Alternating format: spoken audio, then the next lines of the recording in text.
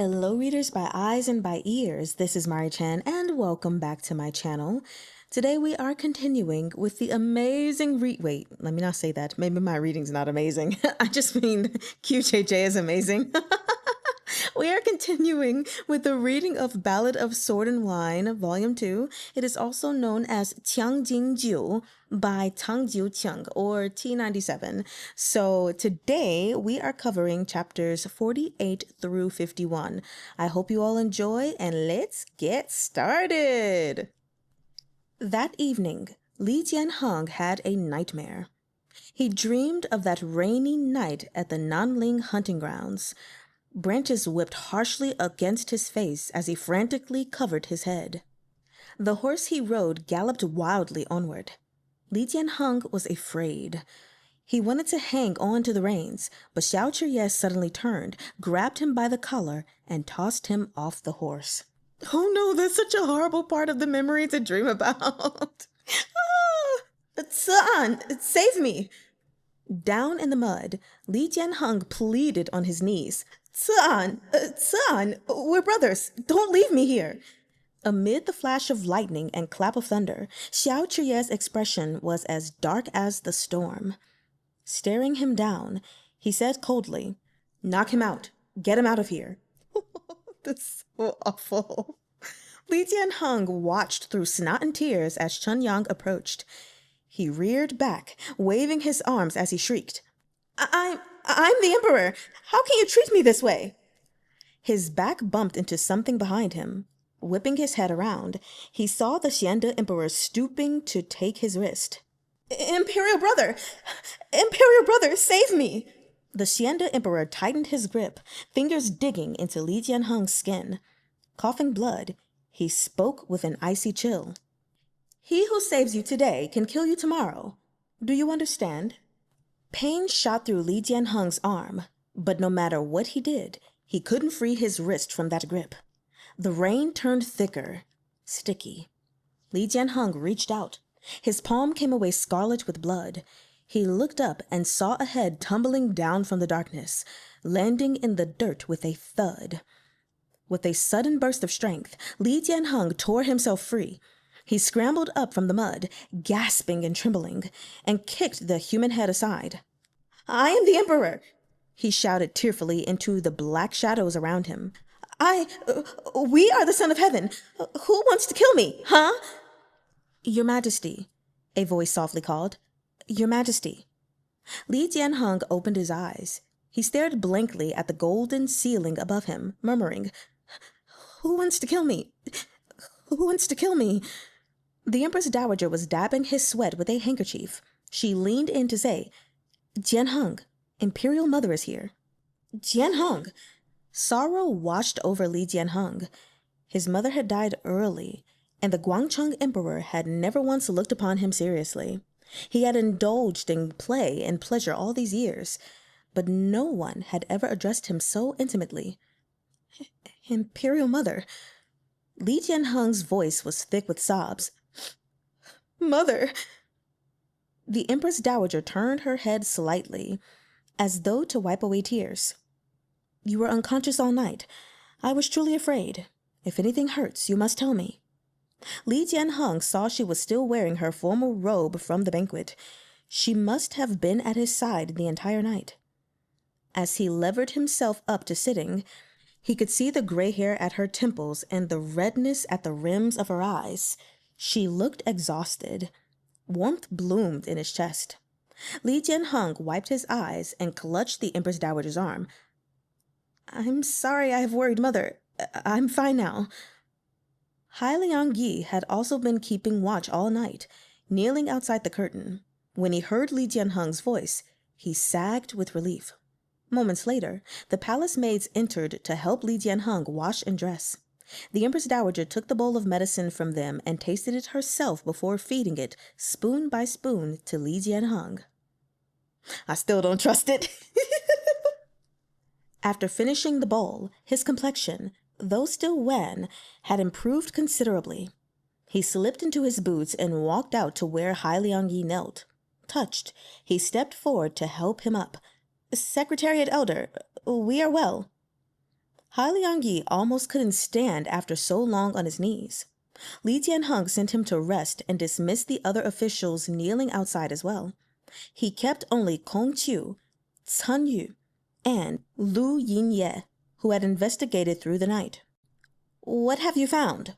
Li Jianheng asked impatiently. "Hurry and tell us, Minister Kong." Kong Qiu kowtowed. "The Ministry of Justice has learned that the assassin was a eunuch named Guisheng. He was assigned to taste the dishes at the feast by Fu Ling, a woman palace attendant of the food service." "Female palace attendant?" Li Jianheng asked in astonishment. "Why would this female palace attendant want to harm us?" "Her motive remains unknown," Kong Qiu replied. "You found nothing more after investigating all night?" Li Jianheng probed anxiously. Kong Qiu exchanged glances with the two men beside him. Finally, he said, "Your Majesty, Fu Ling knew she couldn't escape the reach of this investigation. She ingested poison and destroyed her voice while waiting to accept her punishment." "Why would she do such a thing?" Understanding suddenly dawned on Li Jianheng. "She's afraid of letting something slip under interrogation, so she renders herself mute. There must be someone behind her." "Your Majesty is wise," Kong Qiu replied. "My two colleagues from the Chief Surveillance Bureau and I had the same thought. When we dug into her background, we discovered she had an elderly mother who resides in a corner alley off Donglong Street. Her dwelling is small, but it's still not something a mere palace attendant could afford. After some digging, this humble subject discovered Fu Ling did not buy the house herself. Her mother is living there on credit from a broker on Donglong Street." Li Jianheng was intimately acquainted with Donglong Street, and Kong Qiu's words immediately roused his suspicion. If only she and her widowed mother are left, she can't have had anything of value to put up as collateral for a house. "Exactly," Kong Qiu agreed. "This subject found many points of suspicion, so I summoned the staff from the brokerage for questioning and learned it was out of the respect for the Imperial Army that the broker made this deal with her." Oh my gosh. Li Jianheng's heart stuttered. He was on pins and needles. Finally, he asked, "What does this have to do with the Imperial Army?" "One Yuan Liu, a sixth-rank judicial administrator of the Imperial Army's judicial office, is the one who made contact with the broker," Kong Qiu said. "Although Yuan Liu and Fu Ling weren't formally betrothed, there are long-standing rumors of an affair between them." Li Jianheng suddenly stood. "Does Supreme Commander Xiao know?" Kong Qiu knew the emperor was on good terms with Xiao Chr-yeh. He couldn't tell if Li Jianheng intended to defend or condemn the man, so he answered truthfully. "The Supreme Commander claimed to be unaware of this matter." Li Jianheng remained rooted to the spot. His face cycled through a number of expressions until at last he declared, "The Imperial Army is large. It stands to reason that he wasn't aware. Keep this matter quiet for now. You may go. Summon Han Cheng and Shun Zechuan. We'd like to reward them." After trudging through a yard of hardened snow, Xiao Chr-yeh kicked open the door to the prison. The guard inside had been warned of his arrival and hurriedly led Xiao Chr-yeh inside. The young woman Fu Ling, only 23, was locked within. She had endured a grueling physical interrogation and now sat motionless on the hay, her bun disheveled. Chun Yang took Xiao Chr-yeh's cloak as he stepped into the cell. He cut an imposing figure at the best of times. Now, the very sight of him in the doorway made Fu Ling tremble. Xiao Chr-yeh had a strikingly handsome face, and his complicated aura blended frivolity and ferocity. As a result, he could either present as a carefree young master or a chilling lord of the Asura. He switched masks freely, and once he did, even his smallest mannerisms would change to fit the role. Right now, he was a rich young master passing by. Xiao Chr-yeh sized up the cell, bending slightly to peer through the narrow window. When he saw the only view it offered was the high walls of the prison, he immediately lost interest. He straightened to his full height, then turned and looked down at Fu Ling on the ground. Fu Ling shrank back against the wall. Even she could see this man's eyes were filled with an innate contempt. "Female palace attendant of the food service," Xiao Chr-yeh stated. Fu Ling didn't raise her eyes from his boots. Chunyang brought a chair for Xiao Chr-yeh. He sat, propping an elbow on one knee and gazing down at the top of Fu Ling's head. Yuan Liu has a wife and a concubine, yet he still risked his life to arrange a residence for you. What kind of extraordinary beauty could you be to coax him into abandoning his whole life? Raise your head. Let me see. Fu Ling huddled into herself and didn't respond. Xiao Chr-yeh leaned back. He's old enough to be your father, and you're all right with that? A palace attendant is unlike a palace maid. When you've served out your contract and it came time to leave, you could have married a proper man from a good background. Yuan Liu is an inconsequential sixth-rank official and a military thug to boot. He has neither affluence nor influence. Are you blind or just infatuated to have chosen him? The cell was quiet. Let's set Yuan Liu aside. What could you possibly have used to convince Guisheng to commit a regicide? You have no money to bribe him with. Someone else must have been the instigator. Your voice is now gone. You're a scapegoat whose fate was decided long ago. Your master is a brilliant manipulator, to use you as much as he can and kick you aside after. Whether you die is of no concern of mine. But since you dragged me, Xiao-Tzu-ANNE, into this mess, do you think I'll let you die easily? Xiao Chr-yeh chuckled. I don't think so, little miss. Chunyang turned and nodded to the prison guard behind him. Shackles clinked as Yuan Liu, covered in filth, was dragged into view. Yuan Liu scrambled toward Fu Ling. You bitch! How could you smear me like this? She trembled and tried to crawl away, pressed tight to the wall. Yuan Liu grabbed her ankle. What am I to you? I treated you so well, and this is how you repay me? Fu Ling's tears fell without cease, and she was dragged away from the wall. She kicked out at Yuan Liu and opened her mouth in a quiet, raspy scream. Yuan Liu held her fast. When your mother was ill, I carried her to the physician on my back. I denied you nothing. You deceived me, and now you're trying to kill my whole family. Despicable woman! The shackles clanged again as Chunyang pulled the raving Yuan Liu back. Arms still outstretched, he snarled. You won't get away with this. Even when I'm dead, I'll haunt you. Xiao Chr-yeh, indifferent to the domestic drama playing out before him, peeked again through the small window and realized he could see a square inch of sky outside. There was no snow today. Pale clouds piled up against the blue. Yuan Liu knelt, bawling inconsolably. He crawled through the filth toward Xiao Chr-yeh and kowtowed. Supreme Commander, forgive me this once. I'm begging you. I was bewitched and blinded by lust. I'll do anything to repay this mercy.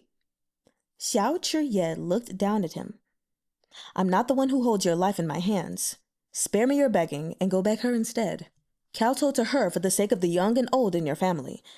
Consider it a repayment of the debt you owe your wife and son for chasing your own pleasure behind their backs. Yuan Liu turned to Fu Ling, sobbing and kowtowing. Have mercy on me, please. I have nothing to do with this. I'm begging you. There are 8 people in my family. I don't want them all to die here.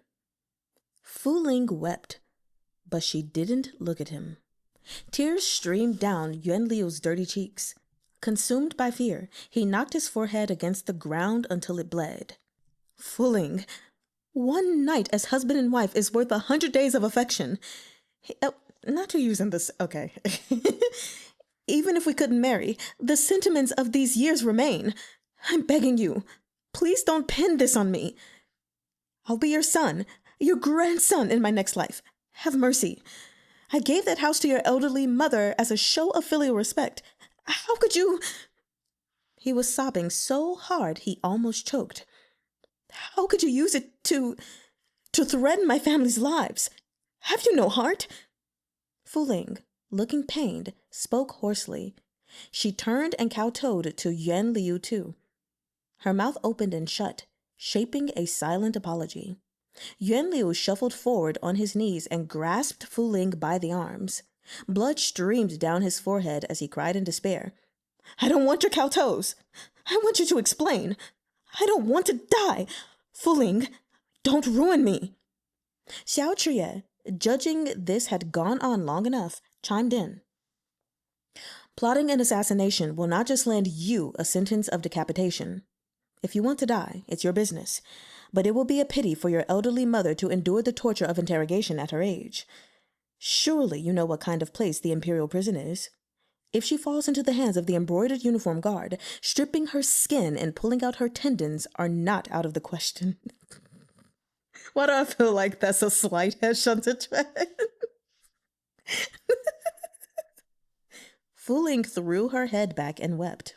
Don't worry, lady, you may not be able to speak, but you can surely write, so get to writing. Did your master not tell you? Xiao Chr-yeh continued. I'll make sure this case drags on without closing. Every day's delay is another day of punishment for you, for him, and for your mother. We won't say our goodbyes until I'm satisfied. The girl sobbed hatefully at him. Xiao Chr-yeh remained still and merely looked at her. Isn't it said that before kicking a dog, you should look at its owner? Now that you've taken a bite of Xiao-Tzu-ANNE, we shall all suffer together. I'll whip you until your skin flays open, until you'd rather die than live. Let's see who's more stubborn. Chunyang, bring her mother in. Chunyang bowed his way out of the cell. Fuling screamed. The poison had damaged her voice. The sound was the cry of a beast on the brink of despair. She charged toward Xiao Chr-yeh, dropping to the ground and wildly scrawling out words with her fingers. Xiao Chr-yeh leaned over and watched for a while before saying, Give her paper and a brush. I want this in black and white. In the end, Chunyang took Fuling away to sign her confession, leaving only Xiao Chr-yeh and Yuan Liu in the cell. As Xiao Chr-yeh was about to leave, Yuan Liu grabbed at the corner of his robe. Supreme Commander, now that it's over with, does that mean I can...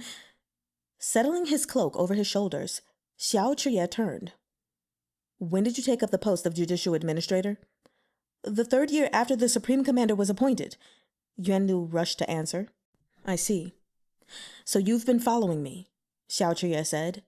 Yuan Liu nodded in a panic. I'm the Supreme Commander's man. Xiao Chr-yeh was tired and irritable after staying up all night. Hand on the hilt of his blade, he pushed away Yuan Liu's hand with the sheath. My men don't have enough clout to keep a tab with brokers on Donglong Street. And in the Imperial Army, all new bought estates have to be reported. But you didn't. Aside from that residence, you own farmlands outside the city. You're faring pretty well for a 6th-ranked official. Are you really ignorant of who's feeding you? Tears and snot covered Yuan Liu's face as he wept. I was deceived. I shouldn't have coveted those things, Supreme Commander. But I never betrayed the Imperial Army. Xiao Chr-yeh tilted his chin and stretched his neck, which was becoming sore. He didn't spare Yuan Liu another look. How old is your son? 4 years old. I'll raise him for you, Xiao Chr-yeh said expressionlessly. When this case ends, you can end yourself too. Whew. Whew. Whew. I know that's like terrible, but that is really hot. Okay. Yuan Liu collapsed limply on the ground as the cell door slammed shut. Xiao Chr-yeh strode through the dark, damp hallway of the prison, listening to the wails behind him as he took Fuling's confession from Chunyang. He had just stepped out of the prison's main gate when he saw Gu Jing hurrying up. Gongzi, reported Gu Jing, Fuling's mother is dead. Oh, okay. Chunyang furrowed his brow. It's fortunate Master came straight here instead of entering the palace this morning. If word had gotten out, Fuling would have no regrets, and we wouldn't have obtained this confession. It's only a stack of paper. Xiao Chr-yeh flipped through the statement under the sunlight. Fuling didn't even see the other person's face. We can't snare anyone with this alone. At least the Imperial Army is in the clear, Chunyang said. Master, will you present this to His Majesty? Xiao Chr-yeh glanced at him. Why must the Imperial Army be in the clear? Chunyang and Gu Jing were dumbfounded. If I'm to be a caged beast, I should act the part, Xiao sneered. They're in such a hurry to sling mud, but it's still not enough. I'll not only take this mud right in the face, I'll roll in it.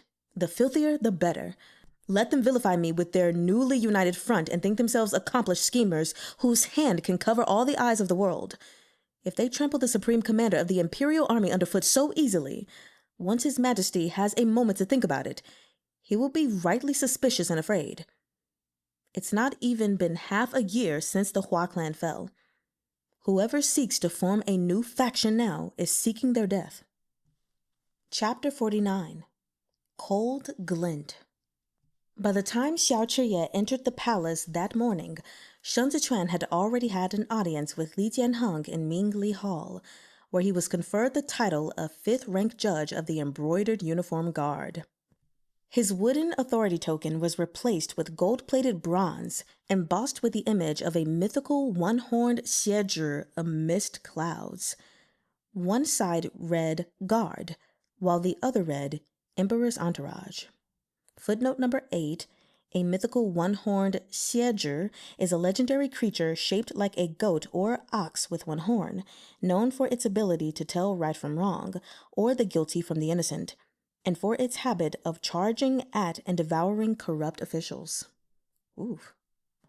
Han Chung, who had received only monetary rewards, was deeply unhappy. He knew Shun Zechuan had used him as a stepping stone, but this same Shun Zechuan was now in the Emperor's good graces. He couldn't afford to let ill will fester between them. Back at the office hall, the other guards came forward one after another to congratulate him. Shun Zechuan thanked them all.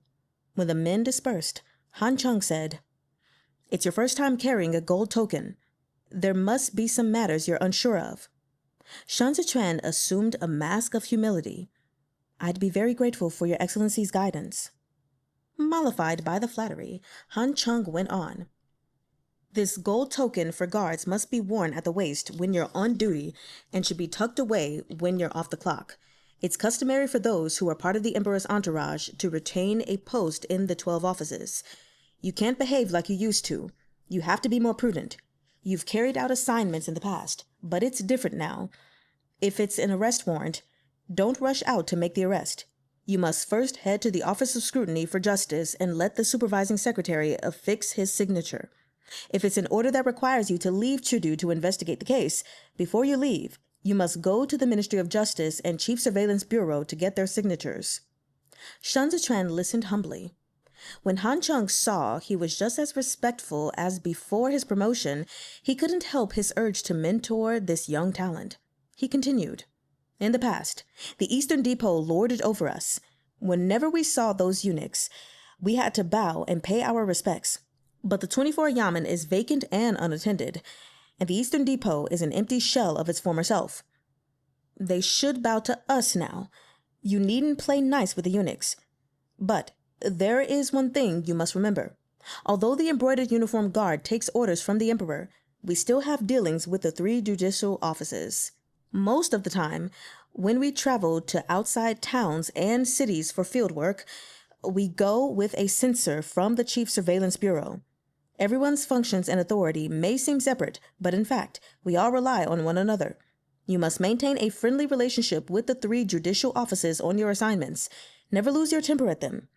If you get careless and cross them, you'll have a hard time with future cases." Shun Zechuan already knew all these truths by heart, but he listened as intently as if this was his first time hearing them. Finally, Han Chung decided to do him a favor and said, "If you need to build your team, just go to the duty office and choose from the register." After thanking him, Shun Zechuan strolled along the veranda on his way out. He was in no rush to head to the duty office to choose his men. When he exited the palace gates, Chr-yeh was in a carriage waiting for him. Shun Zechuan stopped in his tracks and made to turn around. Lifting the curtain halfway, Chr-yeh said casually, "Now that you've gotten a promotion and a raise, you're not too stingy to treat me to a drink, are you?" Ding Tao and Gu Jing stood on either side of Chr-yeh, eyes fixed on him like tigers watching their prey. Shun Zechuan scoffed a breath of cold air and replied calmly, "I'm not. In fact, I was just looking for you." The two went back to the manor where Xiao had invited their shifu for a meal. The inside of the house had been cleared of tables and chairs.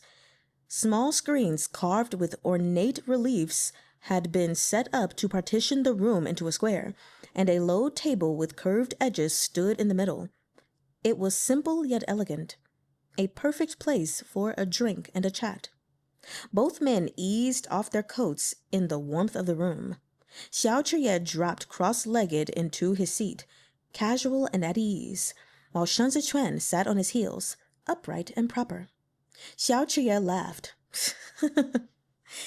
You look more like a noble than I do. Do we have Jigang Shifu to thank for this too? It all had been beaten into him by Grand Mentor Qi's ruler. In lieu of answering, Shun Zechuan asked, "So why were you waiting for me by the gates today?" Xiao looked on as a maidservant set out a hospitable meal, including a pot of bubbling stew. He waited until she shut the door behind her before saying, "Didn't you say you were looking for me? You first. You didn't come into the palace to see His Majesty today. If you were working all night, I assume you spent it in the prison." Shun Zechuan took a few sips of tea to warm himself. Fooling was easy to crack, wasn't she? Indeed. Xiao poured wine for himself. So easy, she doesn't seem like the kind of person you would use. An elderly mother and a soft heart. With so many points of leverage, someone like her is the easiest to control, but also the easiest to turn. Shun Zechuan smiled. You're right. If it were me, I'd never use someone like her. I'm so sorry. Just what? Okay. Well, okay, I got it together. Well, Shen Lanzhou. Xiao watched him as he drank, taking a moment to moisten his throat. Rest easy. I wouldn't be surprised no matter whom you used. I'm human too. Shun Zechuan took the wine carafe from Chr-yeh. I still have some feelings. But you've reserved none of them for me, Chr-yeh lamented. Shun Zechuan slowly poured wine into his own cup. The same goes for you. I've extended a hand to you repeatedly, Chr-yeh said, genial. But you turn a blind eye to my efforts. Are you so set on fighting me? Shun Zechuan put down the carafe and looked at him. If you extend a hand only to offer me useless intelligence, it's a bit of a cheap alliance, no? So you turned around and got into bed with Shi Hongshuan. Xiao scoffed. What's so good about him? Is he better than your Argongzi? Argongzi was more impressive when tyrannizing me, Shun Zechuan said. But you can't blame a capable man for taking the top position. How could I bear to blame you? Xiao asked through the steam from the pot between them. You must be awfully put out that you didn't get to step on my throat last night. Not at all, Shun Zechuan answered with a smile. Sometimes. Your eyes are so very ruthless.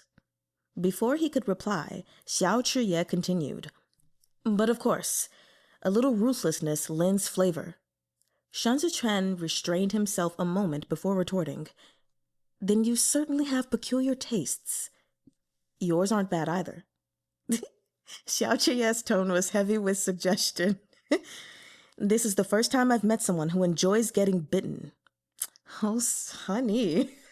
How am I supposed to take this book serious? Okay, let's get it together. Let's stay focused. That's what I'm saying, Shun Zechuan. Let's stay focused. I'm sorry, y'all. I need to stop with the commentary. Let's stay focused, Shun Zechuan replied. What do you want? To have a drink. Xiao drained the wine in his cup. And a little chat. Someone's behind that broker on Donglong Street. Whoever it is, they've minded their own business in the past, and everyone lived in harmony. But now they've made a mind to pin this on me. Of course I'll have to investigate them. Shun Zechuan fished some greens from the pot.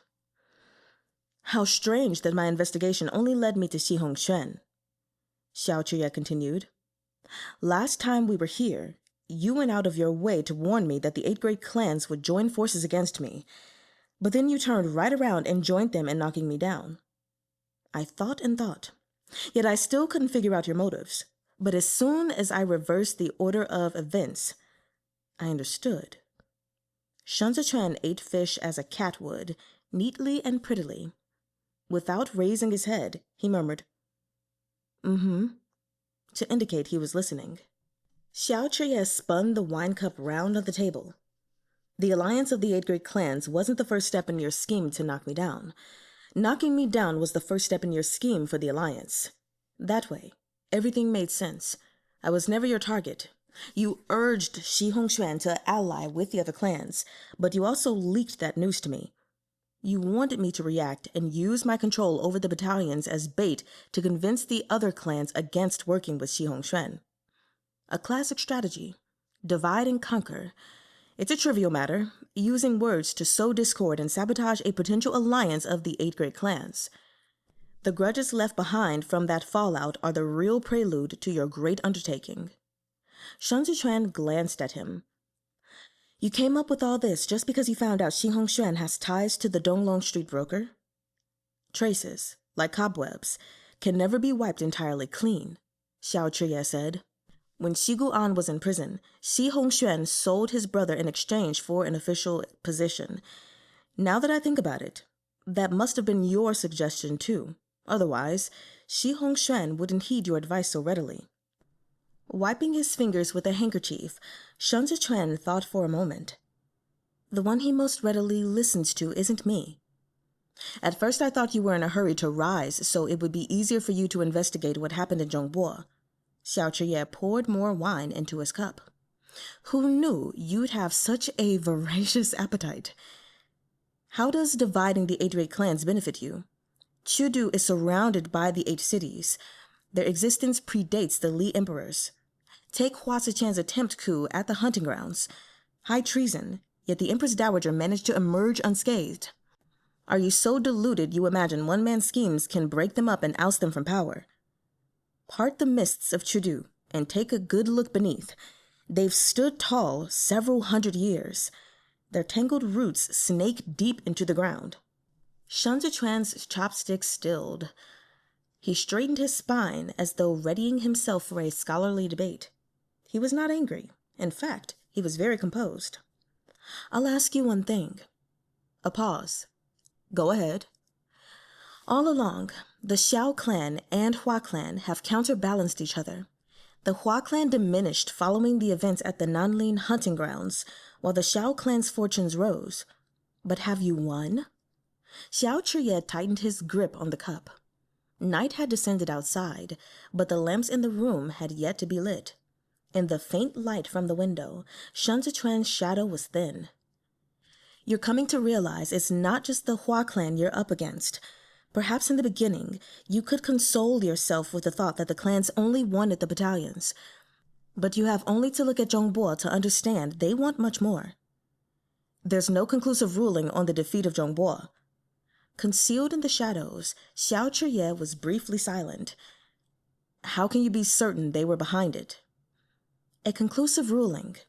That's an exercise in futility, Shun Zechuan said. We've all been through the case a million times trying to pin down the person at fault, but this was never something a single person could control. Besides, there's something about Zhongbo no one has puzzled out, even to this day. Why? It was a statement, not a question. Yes, why? Bian Sha stormed our border and entered our territory in a blow designed to destroy morale. The tens of thousands of lives lost in Zhongbo were only the first problem.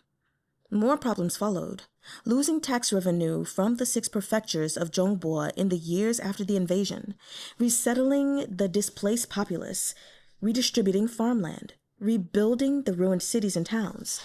This was a burden the state treasury couldn't bear, and thus Zhongbo became a gaping hole in the middle of the empire. The greatest difficulty lies in putting together another garrison to replace the troops lost. But without sufficient fighting power, Zhongbo will be defeated again. How long can the reinforcements from Libei and Qidong last? This directly concerns the safety of the capital. Did these questions not occur to anyone before Zhongbo's defeat? Or is this exactly what the culprits had in mind? Perhaps the 8 great clans were not the direct instigators, but Zhongbo's fall couldn't have been accomplished without their power and influence. He continued, "These clans have been involved in every spark of unrest since the formation of the empire. The Hua clan's rise to power began 25 years ago, while the Guangcheng emperor sat on the throne, the year the Empress Dowager murdered the crown prince, a virtuous and benevolent successor to fortify her own power. But 80 years ago, during the Yongan emperor's rule, it was the Yao clan who held sway over the imperial court. They were a prestigious clan that produced so many capable talents that the Grand Secretariat was known as the Hall of Yao. Then 100 years ago, there was the Xi clan, who became the master of our Great Zhou's granaries when Jie opened the port of Yongyi. They capitalized on the opportunity to claim the salterns along the coast of the Sea of Shu-hai to the west and become the greatest business magnates in the land. Even the Li clan had to borrow from them to pay for weddings and ceremonies of state. These periods of influence never came out of personal feuds. Rather, the clans took their turns at the top while emperors came and went. Since the beginning, none of these clans have truly been on the decline. They have only been dormant." Shun Zechuan smiled wryly now. "Common households cannot produce noble sons. Very few officials capable of shaping Great Zhou are born from humble families. How many years did it take for someone like Qi Huilian to appear, or Hai Liangyi? They're a happy accident, a sloppy stroke of a brush that, despite having made it this far, is easily overlooked in the grand scheme of things. If there's a person able to stand tall amid the steel web woven by the 8 great clans, it's a man you're most familiar with." He leveled Xiao Chr-yeh with an unwavering gaze, each word slow and clear. The Prince of Libei had a humble beginning at the foot of the Hongyan Mountains. At 15, he was drafted as a soldier at Luoxia Pass, and he was promoted to the garrison by 20. When he was 23, the garrison troops were defeated at the foot of the Hongyan Mountains. He went on to establish the stables there at 26 and the cavalry by 28. When he was 30, he once more fought the Hanma tribe. He traversed the Hongyan Mountains when he was 32 and had trekked all over the eastern range by 35. From then on, the Luoxia cavalry became the Libei armored cavalry. He split from the Luoxia Pass garrison and was thrice conferred titles until he became the Prince of Libei of Great Zhou, despite having no connection to the imperial family.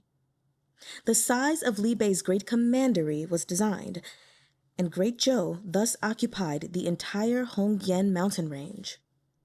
The war between the Xiao family and the 8 great clans isn't merely an internal power struggle. It is a battle between the nobility and the common people. The man who smashed through every barrier and climbed the peak was Xiao Fangshu. Between you and the 8 great clans, there was never any chance for reconciliation." Shun Zechuan lowered his eyes and arranged his bowl and chopsticks at neat angles. "If you wish to ally with me, at the very least you must show a sincerity that matches this, not a few words about the imperial army's accounts. Those are worthless to me." The small screens muffled the sound of wind. In the gloom, the 2 men faced each other across the table. The weak glow off the snow outside threw hazy light on their profiles through the window, a bright contrast against the ink-black night. Wolf's Fang and Avalanche were sheathed beside their masters, yet the room flashed with cold glints from their sharp edges. Chapter 50. In the Same Boat. Before, we were merely testing the waters. Xiao Chr-yeh's eyes were cold. Sincerity is a process of undressing. Only by peeling off layer after layer can we have this heart-to-heart today. You're right.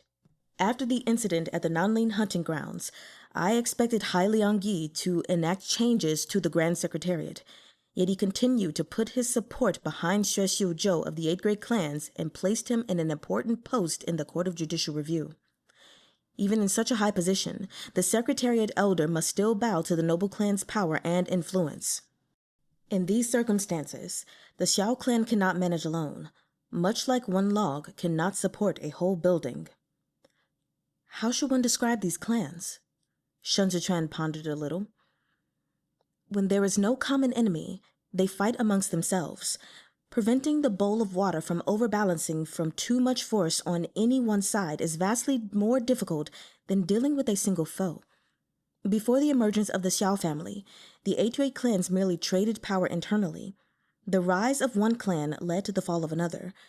But after the Xiao appeared, the clans began to separate and wheat from the chaff. The Hua clan is only temporarily defeated. The new emperor purged the Hua remnants from court. But no one, not even Hai Liangyi, suggested holding the Empress Dowager accountable. This marriage alliance between Hua and Qi is a prime example of why they've kept the Hua around, to chip away at the Xiao clan's external supports. Some things, when seen on their own, hardly merit notice. Only when one joins the pieces will they see the full and terrifying picture. You mean the fall of Zhongbo and the Hua-Qi union? Xiao Chr-yeh asked. It's a well-known strategy. Make a distant friend while attacking a nearby enemy. Shun Zechuan extended a finger and sketched a circle on the table. After the fall of Zhongbo, a defensive void opened to Li Bei's southwest. Zizhou, one of Zhongbo's 6 prefectures, is right next to the northeast provisions trail, the lifeblood of Li Bei. With no one guarding Zhongbo, oversight has fallen into the hands of the 8 great clans. Once the Hua clan seals a marriage alliance with the Qi clan of Qidong, Li Bei will be left high and dry with the Hongyan Mountains at its back, the Bianxia tribes to its east, and double the enemies to its south. There's a 5-year gap between the fall of Zhongbo and this betrothal. Who could have predicted with certainty that Hua Xiqian would revolt? And who could have known I'd successfully come to the emperor's rescue? Xiao Chr-yeh's brow furrowed in thought. There must be a larger purpose behind Zhongbo, Shun Zechuan said after a moment of silence. It's not hard to control a situation in the moment. The difficulty lies in controlling the direction in which it develops. Unless I've missed my guess, someone hidden among the 8 great battalions must have such an ability. If such a person exists, said Xiao Chr-yeh, then everyone is a pawn, and every step is anticipated. That's not just some genius, but a near god who has all of Great Zhou in the palm of his hand. How do you plan to oppose him?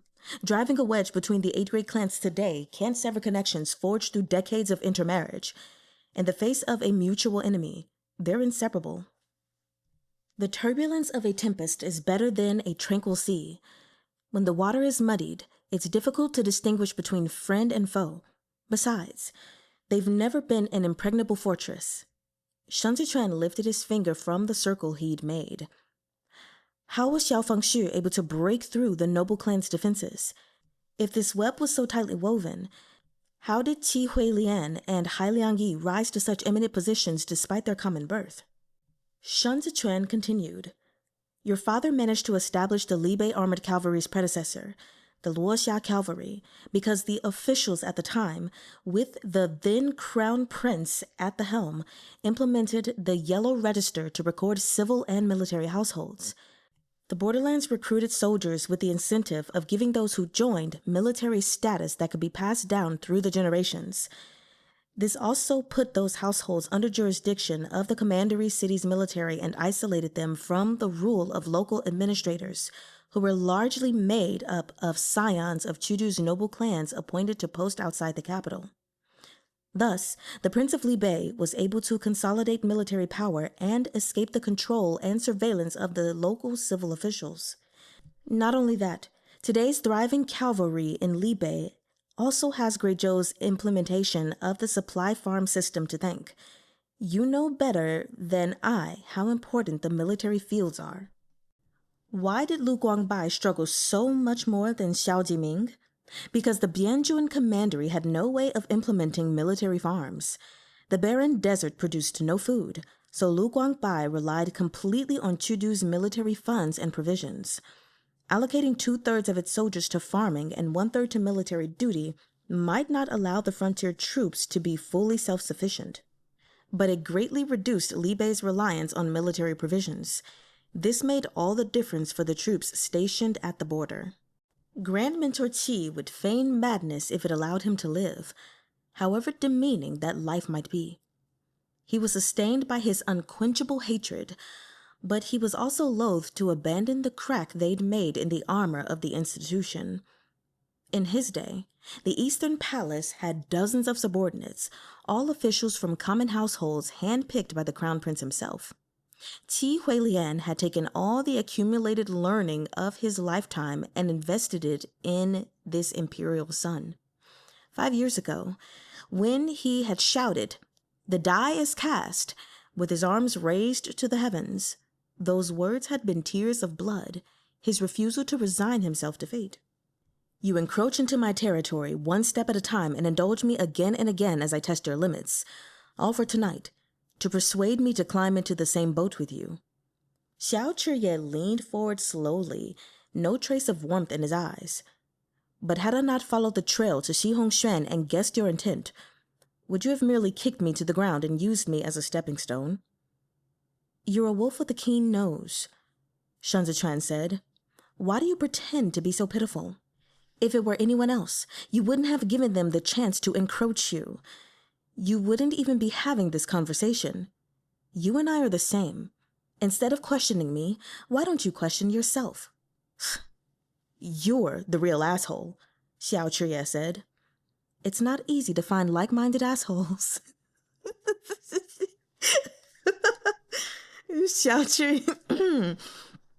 Chr-yeh stopped bickering and cut to the point.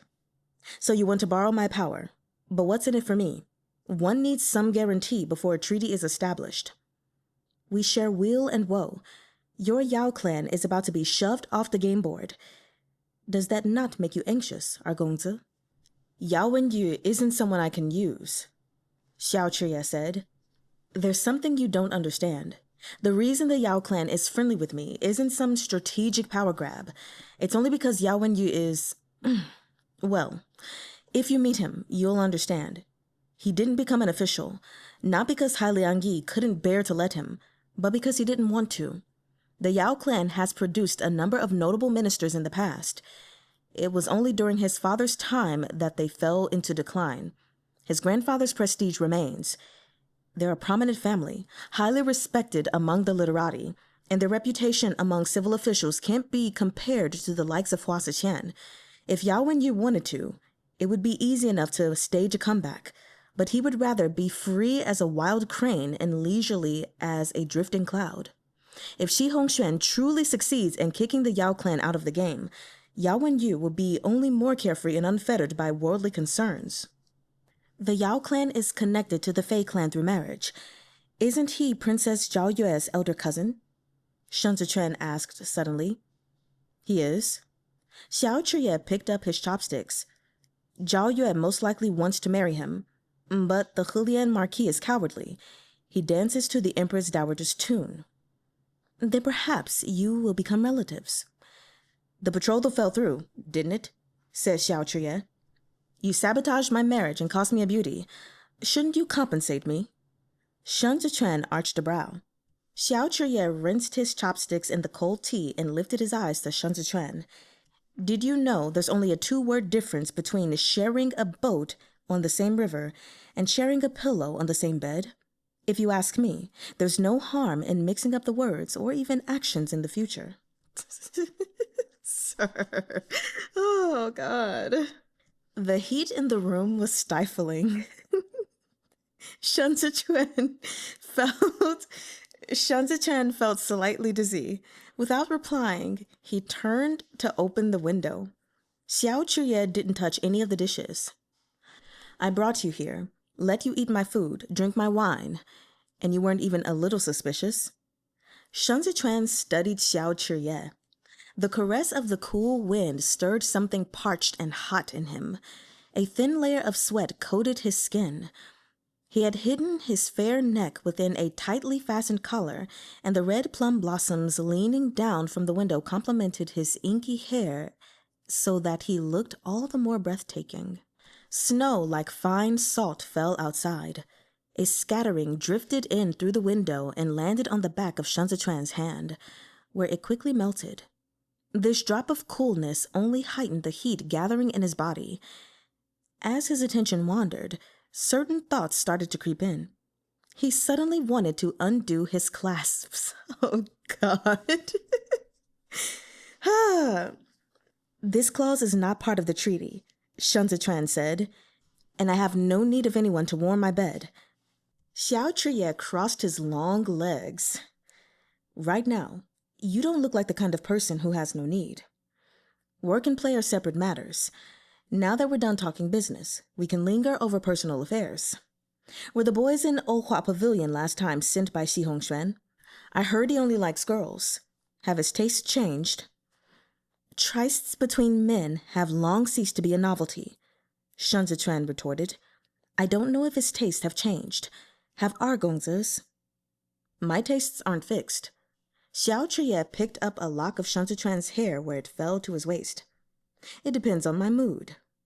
Shun Zechuan lifted a finger and extricated the stolen lock. His back was clammy with sweat. Some people talk big. They make themselves out to be romantic and charming, calm and composed. But the truth is, they only know how to gorge themselves ravenously. Perhaps they're out of practice. Chr-yeh pushed aside the small table between them and grasped the wrist Shun Zechuan was about to retract. And some people look so pitiful drenched in sweat. The fire in Shun Zechuan burned hotter where Chr-yeh held him. Propping an arm on his knee, Shun Zechuan demanded, What did you put in the food? Guess. Chr-yeh pulled Shun Zechuan closer by the wrist. Changing the subject, he said, Jigong can't be teaching you all of this, so who is your shifu? Or should I say, your xianxiang? The corners of Shun Zechuan's eyes reddened as he replied softly, Not telling. Chr-yeh inhaled from where he sat and blurted, You smell so good. Shun Zechuan's breathing quickened. Are you so desperate you need to lay a honey trap? I'm no honey. What? Is our little chat making you anxious? Sweat rolled through Shun Zechuan's inner garment. The heat he felt, caught in this sudden ambiguous tension, turned sticky and damp. He wanted to wipe his brow. Frowning, he asked, What exactly did you put in it? I'm messing with you. Chr-yeh laughed aloud and said shamelessly, It's just medicinal wine, to warm you up. Shun Zechuan saw danger in his gaze. He closed his eyes and forced himself to composure. Chr-yeh raised his cup and tipped back the rest of the cooked wine. Wait. Xiao. At the sound of his name, he leaned down and... Oh. I'm so sorry, At the sound of his name, he leaned down and captured Shun Zechuan's lips, pressing him back against the window. The plum blossom branch shook as they knocked against it. Shun Zechuan leaned away, feeling his back was going to break under Chr-yeh's tight grip. Snow fell on the back of Chr-yeh's neck, but he ignored it as he pressed desperately down on the man below him. His fingers pushed their way between Shun Zechuan's, lacing their hands together. Ever since that look at the court official's feast, Chr-yeh had wanted to kiss him. That flicker of desire grew into a fire over the course of their conversation. He had been restraining himself all night. He saw how ruthless Shun Zechuan was, how he retreated and advanced as he pleased. But among all these myriad impressions, Chr-yeh couldn't put a finger on exactly how he felt about the man. All he wanted was to pin Shun Zechuan down and kiss him until he was flushed all over, that elusive desire brimming in his eyes. Shun Zechuan's chest heaved. The wind had cooled the sweat on his body, chilling him so he shuddered.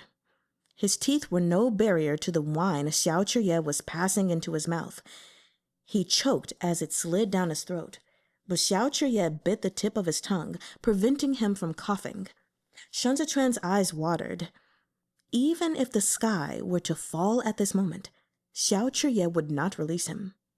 A sudden thud sounded above them, followed immediately by someone tumbling off the roof. Ding! Oh my God! Ding Tao plunged headlong into a snowdrift, then abruptly popped his head out. He rubbed his arms to chase away the cold. Just as he was about to loose a string of curses, he looked up and came face to face with the window. His jaw dropped, and his eyes went so wide it looked as if his soul had left his body. Zechuan kicked Chr-yeh away and started coughing, gripping the windowsill for support. His ears were scarlet, while his mouth was filled with the fragrant taste of wine. Chr-yeh was slightly breathless as he looked darkly out the window. Ding Tao's teeth chattered.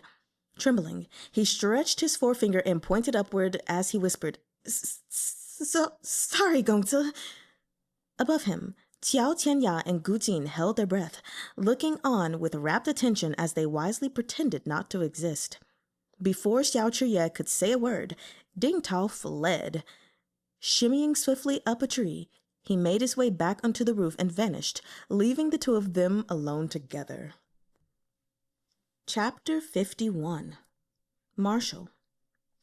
In the dimness, Chr-yeh swiped his thumb across the corner of his mouth where drops of wine lingered. One kick for one kiss. A fair exchange. Shun Zechuan looked back at him. Chr-yeh laughed. Let's not conflate the issue. Aren't you still going to ride rough slop? What the freak is this word? Sorry, you guys.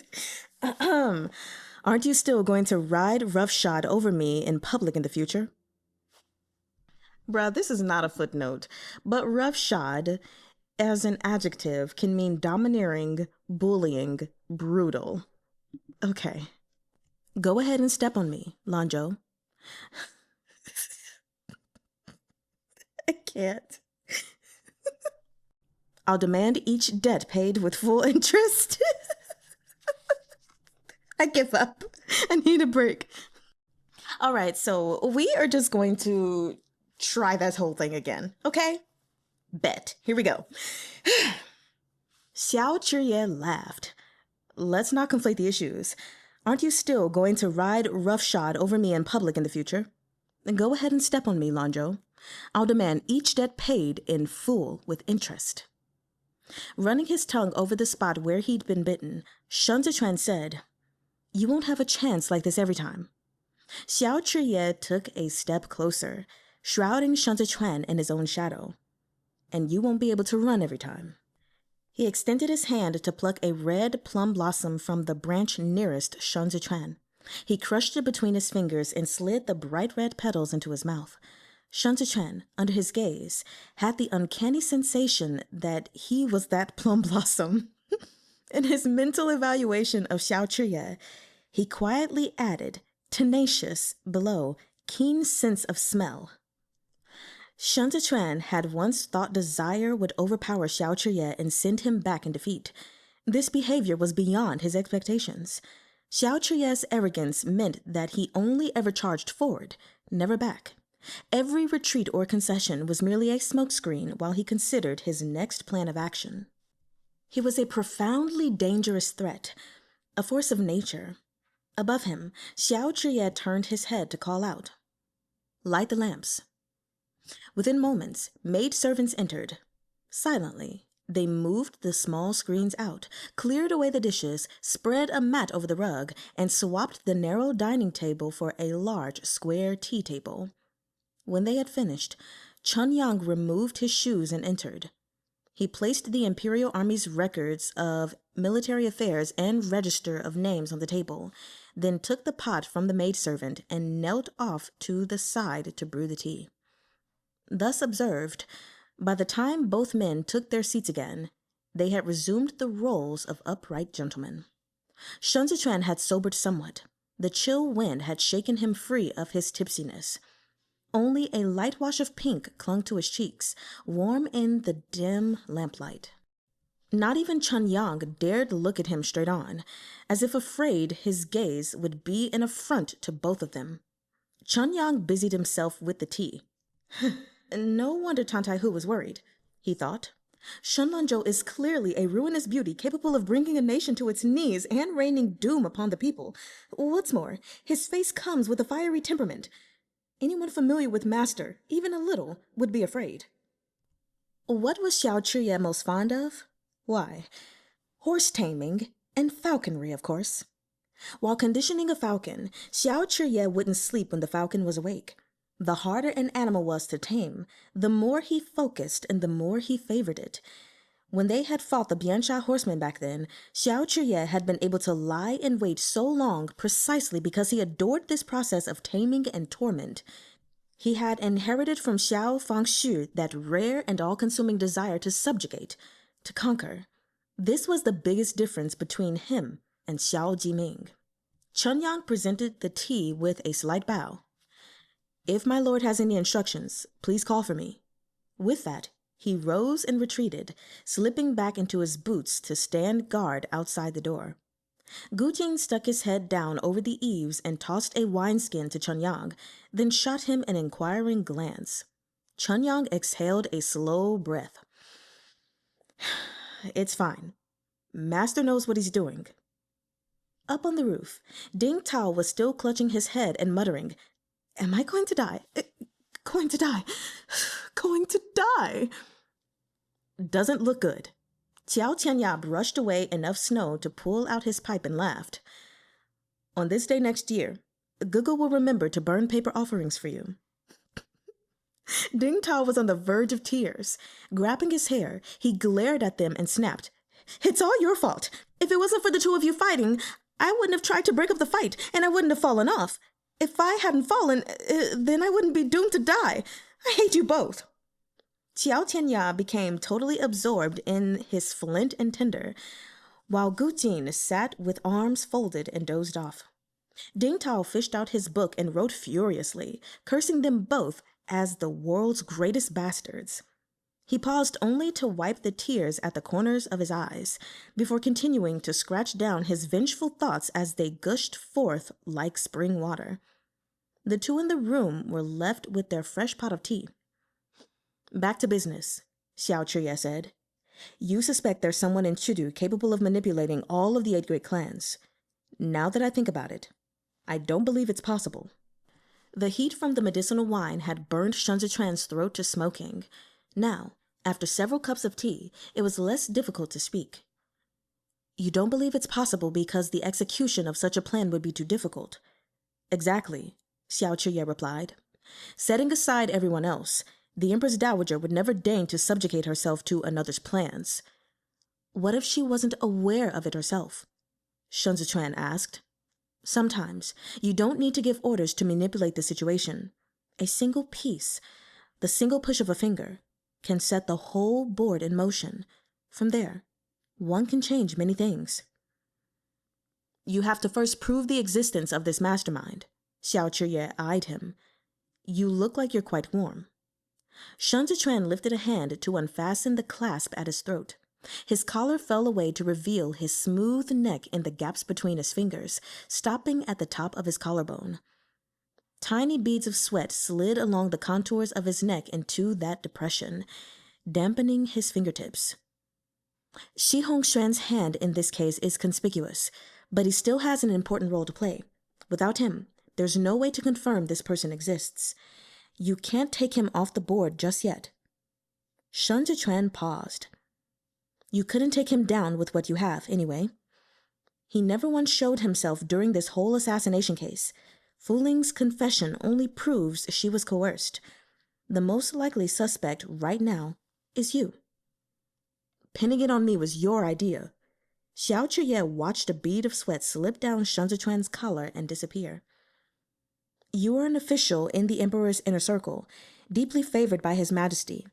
If this incident can remove you from your post and see you cast aside, Shi Hongxuan won't pass up the opportunity. He'll take this opening and seize control of the 8 great battalions. Only by luring them out of their lairs can we get a clear look at our adversaries. Besides, His Majesty trusts you. Even if he demotes you, he won't so easily put his trust in another. After a while, he'll see the warning smoke of the 8 great clans rising and realize he's been played for a fool. He'll be overcome with guilt toward the innocents who were implicated in the process and try to make it up to you. Shun Zichuan's throat bobbed and he sipped his tea. I'd wager you already thought of a solution before coming to me. Sure, Let's play. Chr-yeh refilled Shen Zechuan's cup. I'll go along with your moves and let you guys walk all over me. That would be far wiser than fighting back. The more anxious you are to clear your name right now, the more suspicious His Majesty will become. I know His Majesty. He is credulous and susceptible to persuasion. He can't stand being provoked, but he can't abide being humiliated either. I'm his drinking buddy, and the first person he promoted to his side after he ascended, a symbol of the way he faces his court officials.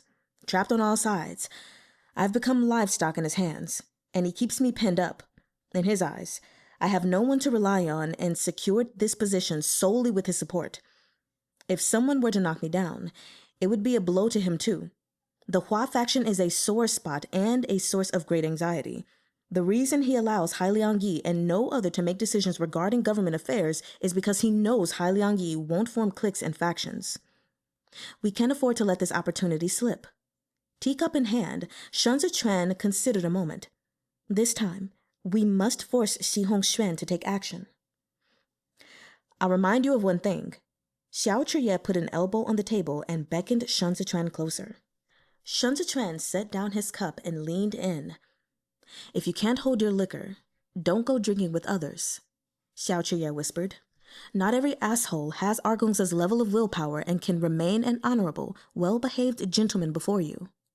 Shen Zechuan looked askance at him and said deliberately, But this honorable gentleman has had a number of dishonorable thoughts, has he not? Chr-yeh stared back. Once we step out this door tomorrow morning.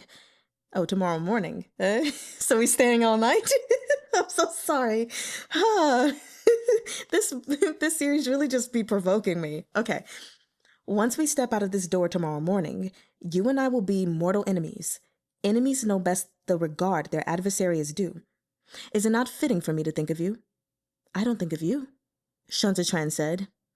Every plan you make these days involves me, Xiao said. I'm afraid it's not that you don't think of me, but that you think of me all day long, and then all night. Shen Zechuan raised his hand to block Xiao as he pressed in. I should have stepped on you harder during the court official's feast. It might have sobered Argongza up. The tip of Xiao nose was against Shen Zechuan's palm.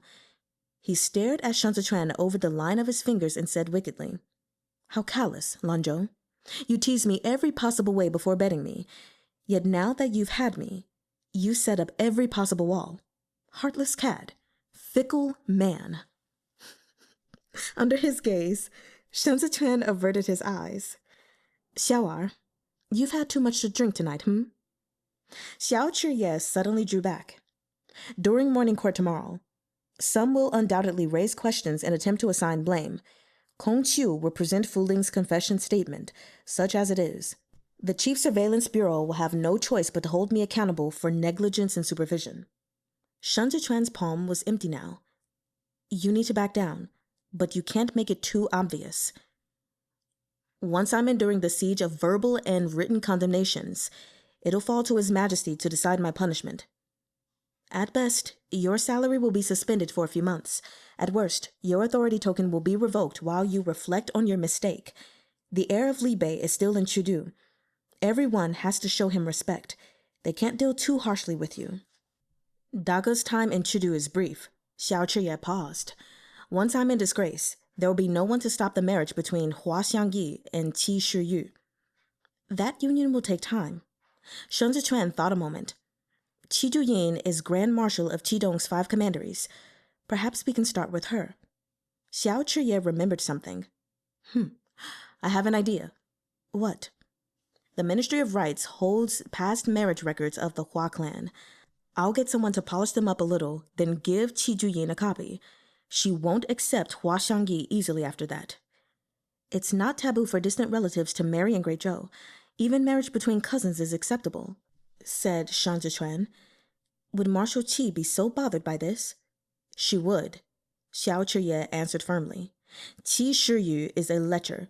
He's taken many beautiful women from all over the 5 commanderies into his manor. One of them, his very own niece. A few years back, this woman gave birth to a child who was abnormally sick and weak. The babe lived only a few days. From then on, any time Qi Shiyu took a concubine, Qi would do her due diligence.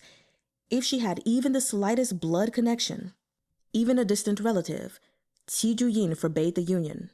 But Hua Xiangyi's marriage to Qi Shiyu was specifically bestowed by the Empress Dowager. Shen said, I doubt the Grand Marshal can stop it even if she wants to. There's no way she can stop it. She can only step back and let Third Lady Hua marry her father. Xiao Chr-yeh's eyes were cold, but she'll never allow her to birth a child. Hua Xiangyi is marrying Qi Shiyu as his second wife, not a concubine. She'll be the rightful mistress of Qidong. Any child would be of lawful birth, with the same claim as Qi Jiu. It hasn't been easy for her to subdue and command the military forces of all the 5 commanderies all these years as a woman. She's a great general who has shed hot blood on the field. But who can guarantee others won't have their own ambitions? If Hua Xiangyi birthed a son, Qi Jiu would face an internal struggle for military power. We need to give her a legitimate reason to keep Hua Xiangyi down. I've heard the Qi clan has sons, but Qi Shiyu was hell-bent on giving Qi Jiu the position of Grand Marshal. Shen said, was this not out of an appreciation for her talent? Sure was, said Xiao Chr-yeh. Qi Jiu is the daughter of his first wife, and a talented military commander he personally brought up. When he had no sons, he treated and raised Qi Jiu as one.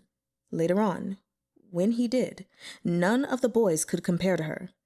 Qidong was at war with Biansha at the time. There was an occasion when Qi Shiyu was seriously injured. His forces were trapped on the east side of some linked Biansha camps, and none of the Qi clan's sons had the balls to step up. It was Qi Jiu with the blade on her back who rode through the night, drumming up reinforcements from the Zhechuan and Bianjuan commanderies, as well as the Suotian Pass garrison troops, and convincing them to follow her into battle. Then, with the wind at her flank, she set fire to the Biansha camps and burned them to the ground. This battle made her famous.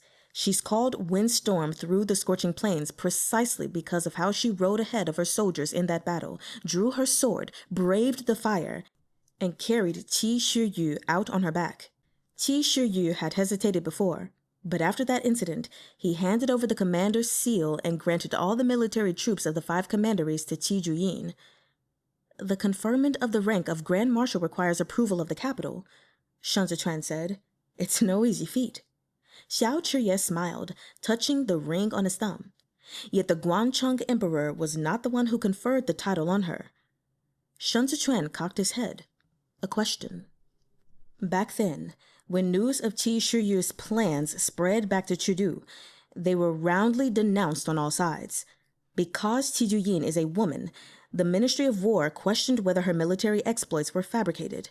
They submitted a petition to the Grand Secretariat requesting that it dispatch the Chief Surveillance Bureau censors and embroidered uniform guard to Qidong to carry out a thorough investigation. When he saw the furor it caused, the Guangcheng Emperor denied Qidong's request until her meritorious military service could be verified. When it was, the Ministry of Rights submitted a memorial permitting her conferment, but insisted she not be allowed to climb the Jade Dragon Terrace, the traditional honor afforded military officers and generals, to receive her accolades. She could only kneel and kowtow before the stairs of Mingli Hall. Bruh. Xiao Chr-yeh paused. It was the Empress Dowager who stood against the objections of the masses and allowed her to step onto Jade Dragon Terrace so she could be conferred, openly and officially, the title of Grand Marshal of the Qidong Garrison Troops. Man. Chapter 52. Denouncement. White snow fell in flurries. The night was coming to an end. Shen couldn't stay. As he rose to leave, Xiao Chr-yeh stood as well, retrieving his overcoat from the rack and handing it to him. This blade of yours is unfamiliar. Xiao Chr-yeh bent to pick up Avalanche. It was a light in his hands. New? Shen nodded and turned away from him to put on the overcoat. Xiao Chr-yeh thumbed the blade slightly out of its sheath and revealed a cold glint. An excellent saber. Does it have a name? Avalanche, Shen answered. From one breath of its spout falls 3 mountains worth of snow. It once opens its mouth and devours 100 rivers.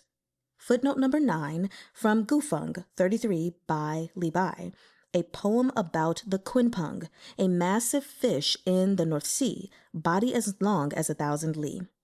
A mythological creature that could appear as a fish, Quin, or a bird, Peng. The poem and its ambitious subtext is the source of inspiration for the name of Shen Zechuan's blade, Avalanche. Chr-yeh returned the blade to its sheath and stepped forward, pressing himself against Shen Zechuan's back. With practiced fingers, he replaced Avalanche on Shen Zechuan's waist. Chr-yeh lowered his lips to his ear. It's not just pretty. It even has a pretty name. Shen Zechuan whipped his head around, but Chr-yeh beat him to it. He grabbed him by the waist to take him into his arms. How are you going to look at me after leaving here today? However I ought to look at you. Shen Zechuan hastily turned aside. In this position, it looked like he was intimately nuzzling their faces together. If it becomes too much, you can always ask your Argongza for help. Chr-yeh's fingers roughly spanned Shen Zechuan's waist. Argongza can barely fend for himself. Seems you're more likely to ask me.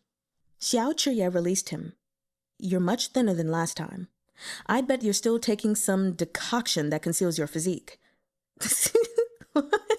Shen Zechuan fastened his overcoat and said no more. A word of advice, Chr-yeh said. That medicine damages the body more the longer you take it. In a few years, you'll have wrecked your health for nothing. Shen Zechuan sighed softly as he stopped by the door. Your Shifu has sharp eyes. One meeting and he could tell. You're willing to go so far for this? Asked Chr-yeh. My life and death hang on the whims of so many. Naturally, I must exercise caution in everything I do and diligence everywhere I go. Shen Zechuan's hands were ice cold. I've practiced Ji-style boxing for a long time. If I hadn't gone to such lengths, I would never have deceived Ji-lei.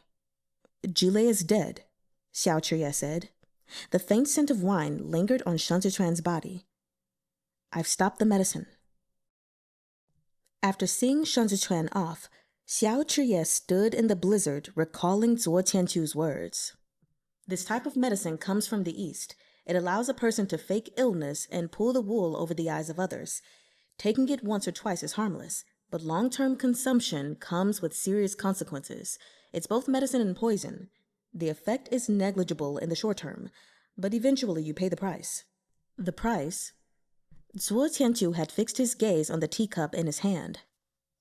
Accumulated poison will become a lasting injury. If he's not careful, he'll damage his health irrevocably. In the snowstorm, Chr-yeh rested his hand and let the wind scour away the lingering warmth in his palm. He recalled that freezing night when he thought he'd melted Shen Zechuan with his caress. Now it seemed the warmth he'd given Shen Zechuan was all too fleeting. A beauty always gave the impression of fragility. Xiao Tianya, bamboo hat on his head, drove the horse carriage toward Shen Zechuan's dwelling on Donglong Street. Inside, Shen Zechuan leaned against the wall and closed his eyes for a nap. It wasn't long before he arrived. Xiao Tianya reined the horses to a halt and lifted the curtain for Shen Zechuan to step out. He wasted no time retiring inside to take a bath and change his clothes. According to the official court memorial, Shen Zechuan had enjoyed a meteoric rise, going from a common guardsman to a 5th-ranked judge of the embroidered uniform guard in a single bound. This position, however, was split into two, north and south. The northern judge oversaw the imperial prison, while the southern judge oversaw the embroidered uniform guard's military craftsmen.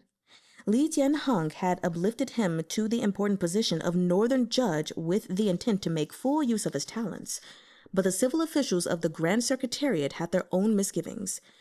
Due to Shen Zechuan's background, they were unwilling to cede him control of the imperial prison. Thus, after some deliberation, Shen Zechuan's appointment as northern judge was rejected and changed to southern judge. Li Jianheng was by no means happy to be gainsaid in this matter. To appease him, the Grand Secretariat raised Shen Zechuan's military appointment to 5th-rank embroidered uniform guard battalion commander, overseeing 1,000 men. This was a great honor. especially when coupled with the additional python-embroidered robe, a sign of the emperor's special favor, and phoenix tail belt that Li Jianheng personally bestowed upon him. Shan Zichuan had long anticipated the Grand Secretariat's revenge. This time, he had made his way up using Han Cheng as a stepping stone. Xue Xiuzhou allowed him his position, yet gave him a kick down to the southern judge at the crucial moment. The message was clear. Even with his new gained glory, he was far from capable of crossing swords with these noble sons. When Shan Zichuan emerged, neatly dressed, Qiao Qianya was holding an umbrella. This house was shabby to begin with. Now that my lord's been promoted, there will be visitors coming and going. It won't be suitable to accommodate them. There's no hurry. Shan Zichuan lifted the hem of his robe to step into the carriage. He took hold of the curtain and said, "We can always move after I'm promoted to chief commander." With that, the curtain dropped, and he sat back in repose. The storm showed no sign of stopping. The officials waiting outside the palace all had snow on their shoulders. Etiquette kept them frozen in place. They couldn't walk around as they pleased, make a racket, or even cough. Shan Zichuan followed Han Cheng, standing at attention with his blade at his side. His skin, set against his crimson python robe, was white as snow. This man was breathtakingly gorgeous when a smile curved the corners of his eyes, yet behind that affability was a hostile note of danger. Chr-yeh had on a red robe too. The second-rank lion on his Mandarin square set him apart from the crowd, a crane among a flock of geese. He seemed in low spirits, and merely glanced sidelong at Shan Zichuan. Though the two stood many lengths apart, onlookers felt a palpable tension.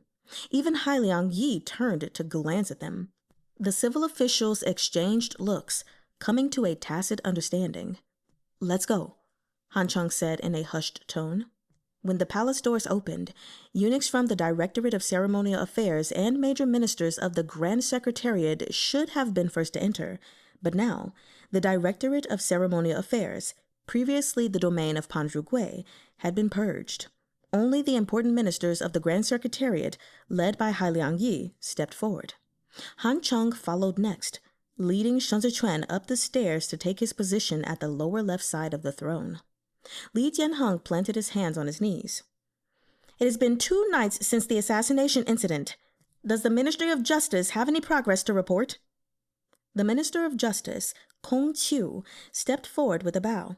"Your Majesty, the evidence that Fu Ling, the female palace attendant of the food service, instigated Gui Sheng to carrying out the assassination is conclusive. This subject plans to hand her over to the Court of Judicial Review today for a second trial."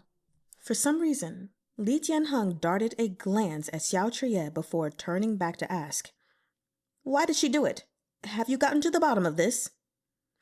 "Our inquiries found that Fu Ling once broke a plate from the Court of Imperial Entertainments," said Kong Qiu. "This left a demerit in her file, and the term of her service was extended. She often told those around her that her mother was advanced in age and that she wanted to leave the palace to care for her. But owing to palace rules, she was unable to do so. She repeatedly bribed the former director of the Directorate of Ceremonial Affairs, but he did nothing, and she was cheated out of her entire life savings. She harbored a bitter resentment, from which grew the brazenness to exact revenge." The Vice Minister of the Court of Judicial Review, Wei Huaixing, stood next. He was the second son of lawful birth of the 8 great clans, Wei clan, as well as the elder brother of the Xianda Emperor's ill-fated imperial concubine Wei. He stepped forward with a bow. "This subject has a memorial to present." "Vice Minister Wei, please speak," Li Jianheng said. "This subject has ascertained that the palace attendants of the food service, Fu Ling, had a sexual relationship with Yuan Liu from the judicial office of the Imperial Army. It was Yuan Liu who negotiated the credit for the house where her mother lived." Looking straight ahead, Wei Huaixing continued, "This case is presided over by the Ministry of Justice, and this matter concerns Your Majesty's safety. It is of utmost importance, yet Minister Kong chose not to mention this part of the confession before Your Majesty. Is it that there's something that can't be said, or someone who can't be mentioned. Kong Qiu turned to look at him. I mentioned this matter in my memorial. What deception is there to speak of? The morning court is vital for the discussion of governmental affairs. His Majesty asked if you have gotten to the bottom of it, yet you told only half the truth, focusing on the favorable while avoiding the damning evidence. Wei Huaixing raised his head. Officials, on entering service, should diligently and earnestly serve with utmost loyalty. The court hall is no place for gathering filth and hiding sins. What are you afraid of? If you daren't say it in this man's presence, I will. Your Majesty, this matter concerns not only the 24 yamen in the palace, but more importantly, the imperial army. Chr-yeh wore a look of displeasure, almost a sneer. Li Jianheng had initially meant to keep this matter quiet, but now that it was exposed, it wouldn't do to play dumb. After a long moment of hesitation, he said, "Z-choo-ANNE, what do you have to say to this?" The imperial army has 20,000 men on its payroll, Xiao answered. This subject can check their household registers one at a time, but cannot reasonably dig into all of their personal affairs. Even so, I was negligent in the supervision of my men. Your Majesty, please punish me as you deem fit. Before Li Jianheng could speak, Wei Huaixing dropped to the ground in a kowtow before the throne. Supreme Commander Xiao, why do you not speak the truth before His Majesty? Perhaps it's not easy to probe the common affairs of all 20,000 men in the imperial army, but Yuan Liu shares an uncommon relationship with you. How can you feign ignorance? Shun Zichuan's eyes found Chr-yeh in the crowd. There are too many people with whom I share an uncommon relationship. Chr-yeh swept his eyes over Shun Zichuan and smiled carelessly. With the beauty in my arms, I'd be blind to bed Yuan Liu, a fellow old enough to be your father. Your Excellency Wei, it's understandable if you have no evidence, but why go so far as to bring false charges against me? Hai Liangyi cleared his throat. Please watch your language in the imperial court, Supreme Commander. His Majesty is only too aware what kind of bastard I am. I've no need to pretend otherwise. Chr-yeh was a tyrant when he played the scoundrel. Even Hai Liangyi received no respect. If you want to investigate the imperial army, be my guest. If you're worried about a conflict of interest, I'll hand over my authority token today and let my esteemed colleagues investigate. But if you want to pin this groundless, trumped-up charge on me, don't expect me to lie down and take it. Such vulgar language, such impetuousness before the throne. The Xiao clan has certainly produced a praiseworthy son. Wei Huaixing pulled a memorial from his sleeve. The Supreme Commander claims I have no evidence. I remind you, I am an official of the Court of Judicial Review. Would I dare speak unless I did? Xiao Jiming, who had stood listening all this while, raised his head slightly to look at Wei Huaixing. Yuan Liu was originally a squad leader in the Imperial Army, Wei Huaixing said. It was the Supreme Commander who personally promoted him to the position of Vice Judicial Administrator. Not 2 years later, the Supreme Commander promoted him again, this time to Main Judicial Administrator. I'd like to ask His Excellency, until recently, the Imperial Army has had no important duties. On what grounds was Yuan Liu promoted again and again? Chr-yeh scoffed. He was a senior officer. Although he had no merits to speak of, he had also made no errors. The Imperial Army has recruited many new men in recent years. I'm a sentimental man. Yuan Qiu isn't the only old-timer I've promoted.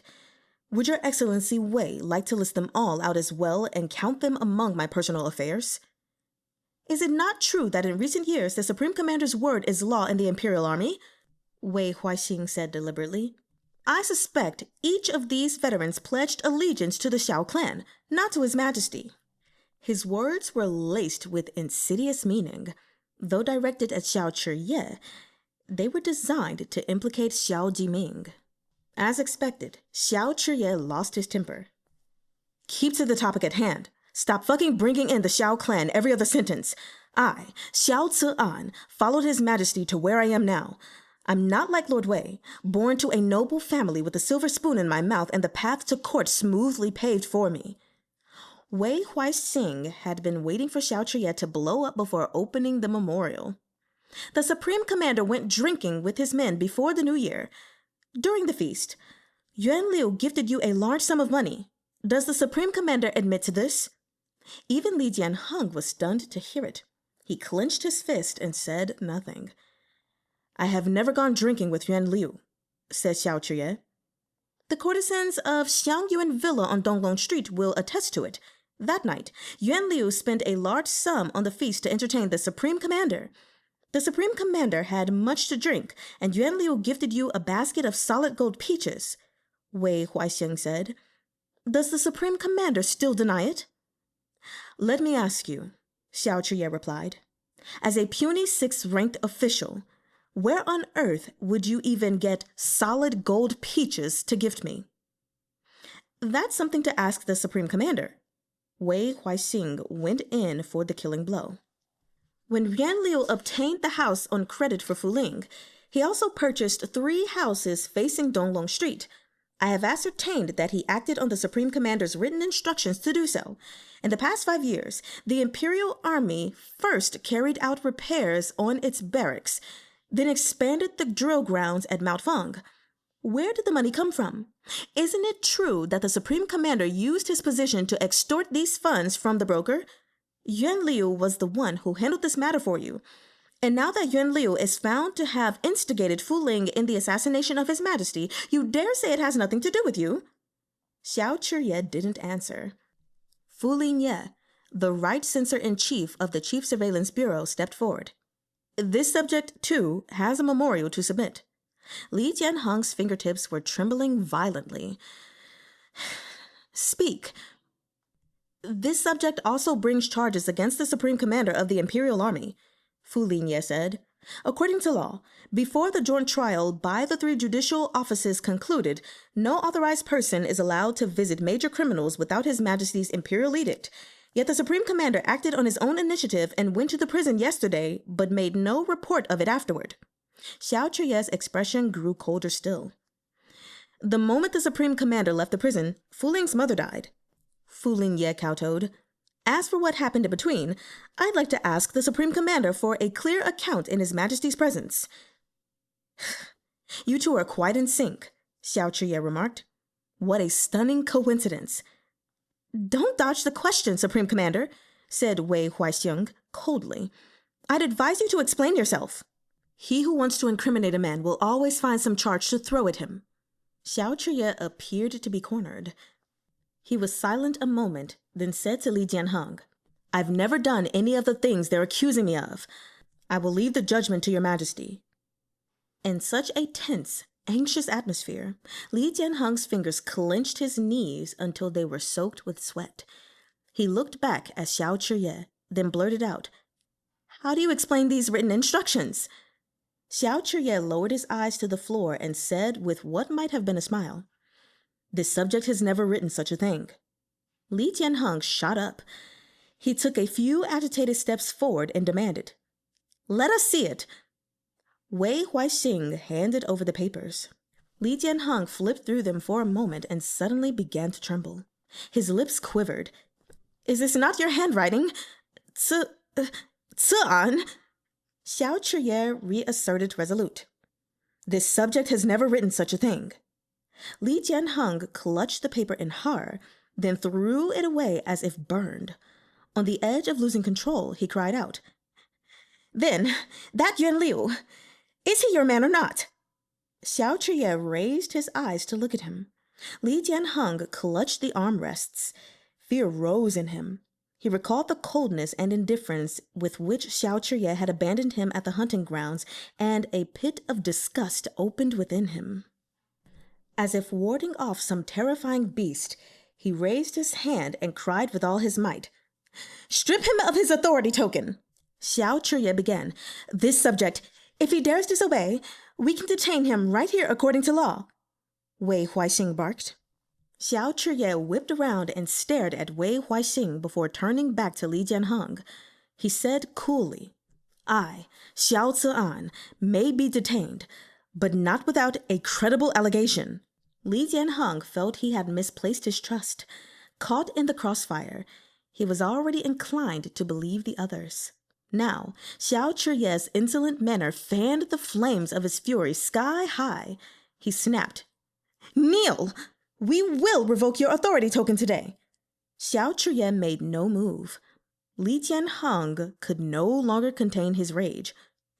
We said kneel! Oh, that is perfect. The perfect place to stop. Man, these chapters were so good. I wasn't even supposed to read chapter 52, but I added it on, and boy, am I glad I did. It was well worth the add-on. So I'm going to go ahead and just tell you guys, like I did in the last video, this is the moment that we are going to do the recap as well as my thoughts on certain things that happened. So if you are not interested in the recap, or if you understood perfectly fine and you don't need it, this is your moment to leave. Or you can still stay and listen to maybe some of my thoughts and stuff like that. But anyway, I just wanted to go ahead and put that out there. So let's go ahead and get started with the recap of chapter 48, which is entitled Mind Games. So in this, we have Li Jianheng coming in with the nightmare, which is a really sucky nightmare. Not necessarily because it was about the autumn hunt, but more so just how everything morphed, because he was dreaming about the moment where Xiao Chr-yeh got him off the horse and was telling Chun Yang, to take over from there, because it was too inconspicuous for him to be riding on a horse, right? But he had this dream as if Xiao Chr-yeh was abandoning him, and then even, dreaming of the previous emperor, the Xian emperor, like, hey, the people who save you today can turn on you tomorrow. And so just already we see that the seeds of doubt have been planted, and they've been firmly planted by the Xian emperor. We see that take place in this dream. And I was like, oh God, this isn't good. And so then, of course, he wakes from this nightmare with the Empress Dowager, who has been there by his side the whole time. And she even called him Jianheng, which he was like, Mother, oh my gosh, you've never called me that before. Oh my God. Anyway, Hai Liangyi had been there the whole time too, but he was just outside of the room. So anyway, she fed him medicine, and immediately my brain was just like, don't drink it. But it is what it is. So we move forward, and basically this lady palace attendant who was fooling, she was assigned, she was the one who assigned the assassin eunuch. But in prison, she ended up ingesting poison to destroy her voice, which to me means absolutely nothing, because I'm like, girl, you still got your hands, so you just did that for like no reason. But anyway, they know that someone is backing her, okay? And they're able to at least trace things back to Yuan Liu, who is the 6th ranked administrator of the imperial army. So the emperor, after he gets saved by Shen Zechuan, we move forward, he wants to reward Han Cheng and Shen Zechuan. We also go to another scene where Xiao Chr-yeh goes to interrogate this lady, fooling again, and he also brings in Yuan Liu to play mind games with her. That's why the whole chapter is called Mind Games, right? And basically, he's letting her know that Yuan Liu's whole family could die from this, right? And her mother could die from this. So she's terrified. Yuan Liu was cussing her out, but then he starts begging her for mercy. And in the end, she ends up writing a confession and then is taken away. As for Yuan Liu, this is what I thought it was so badass. I ain't gonna lie. It was hot. It was hot, okay? It was really, really hot. When Xiao Chr-yeh was like, how old is your son? And he was like 4 years old. He was like, all right, I'll take care of him, and you can take care of yourself after this. AKA, go ahead and kill yourself. Oh my gosh, I just thought that was hot. Anyway, then we finally move to the next chapter. And that chapter is 49, Cold Glint. So here we have Shen Zechuan was given the title of 5th rank judge of the Embroidered Uniform Guard, or as I'm going to say, the OOG, right? And Han Cheng, he was just given monetary reward, which is essentially, like money, which he was not very happy about. But I want to just go to page 111, which is the opening of this chapter anyway, because it says specifically that his golden plate was embroidered on it with like gold-plated bronze embossed with an image of a mythical one-horned Xie, which is really cool. It's amidst the clouds. And so now he has one side that says guard and the other side that says Emperor's Entourage. And the whole point of this thing, the creature on it, legendary creature, is the ability to tell right from wrong or guilty from the innocent, and has a habit of charging at and devouring corrupt officials. And I just thought this was interesting because ultimately, I feel like that is exactly one of the things that Shun Zechuan is truly trying to do. So it's just cool that he was elevated to that. So anyway, Han Chang is not happy about the rewards that he's gotten compared to Shun Zechuan, because it was supposed to be his reward. You know, he was supposed to be the one to save the emperor, but Shun Zechuan was like, too slow. But seeing how Shun Zechuan was still very humble and was accepting his advice, his ego was stroked and he felt better in giving his words of wisdom. Meanwhile, they were things that Shun Zechuan already knew, but whatever. Then we move forward, and Xiao ends up waiting for Shun Zechuan outside the palace. So they go out to eat together. And Xiao reveals that he knows now that it's Xi Hongxuan that Shun Zechuan has been working with. So then when we get to page 216, I have a little note right here where basically we get from Xiao talking. He finally realizes that Shun Zechuan's whole scheme was not to target him, but to divide the 8th grade clans and making them not want to partner with Xi Hongxuan. So at this point, you know, it was originally looking like he was partnering with the 8th grade clans and then warning Chr-yeh about them, but then fighting with them again. But he was like, no, we really are good so far. So clearly he wants to take down the 8 great clans. So then after that, we have on page 118 where some important things take place. And this is about the whole fight that happened with the Biansha 5 years ago. Okay. Some of the consequences of war, right, were a whole bunch of resettling displaced people, redistributing farmland, rebuilding ruined cities and towns. And this was something that the treasury just like could not handle. It was too much that money had to be dispersed to rebuild all of these things, to And it was also difficult to put together another station of troops and get new soldiers, right? All the people that died, their positions, like these soldiers have to be replaced, right? To always stay at the ready for war. And so it's said that the 8 great clans clearly played their part in this happening, in that attack, and just the fall of Zhongbo and how all of that took place. Even if they didn't directly put certain things into place, they had something to do with it. So then we get a little bit more of a history lesson on the Prince of Libe, aka Xiao Fangxu. He's already a badass. We know this, but he keeps getting more badass. Apparently, he was from the Hongyan Mountains, which we know Libe has that right now. So at 15, he was drafted as a soldier and then eventually promoted to the garrison at 20 years old. At 23, the garrison troops were defeated at the mountains, and so he went to establish the stables, and at 26, and then a cavalry by 28. So he was establishing a lot of stuff. And then when he turned 30, he fought the Hanma tribe again. He went through the Hongyan Mountains, and when he was about 32, he went over to the Eastern Range by 35. And so from then on, the Luoxia Cavalry became the Libe Armored Cavalry. Then it says he split from Luoxia Pass Garrison and was 3 times conferred a title until he became the Prince of Libe of Great Zhou. So here I think it's just very important to lay out the fact that he was the foundation for the Libe Armored Cavalry. At least that's what I'm getting from this. You know, the Libe Armored Cavalry was basically a continuation and elevation of what he had originally built.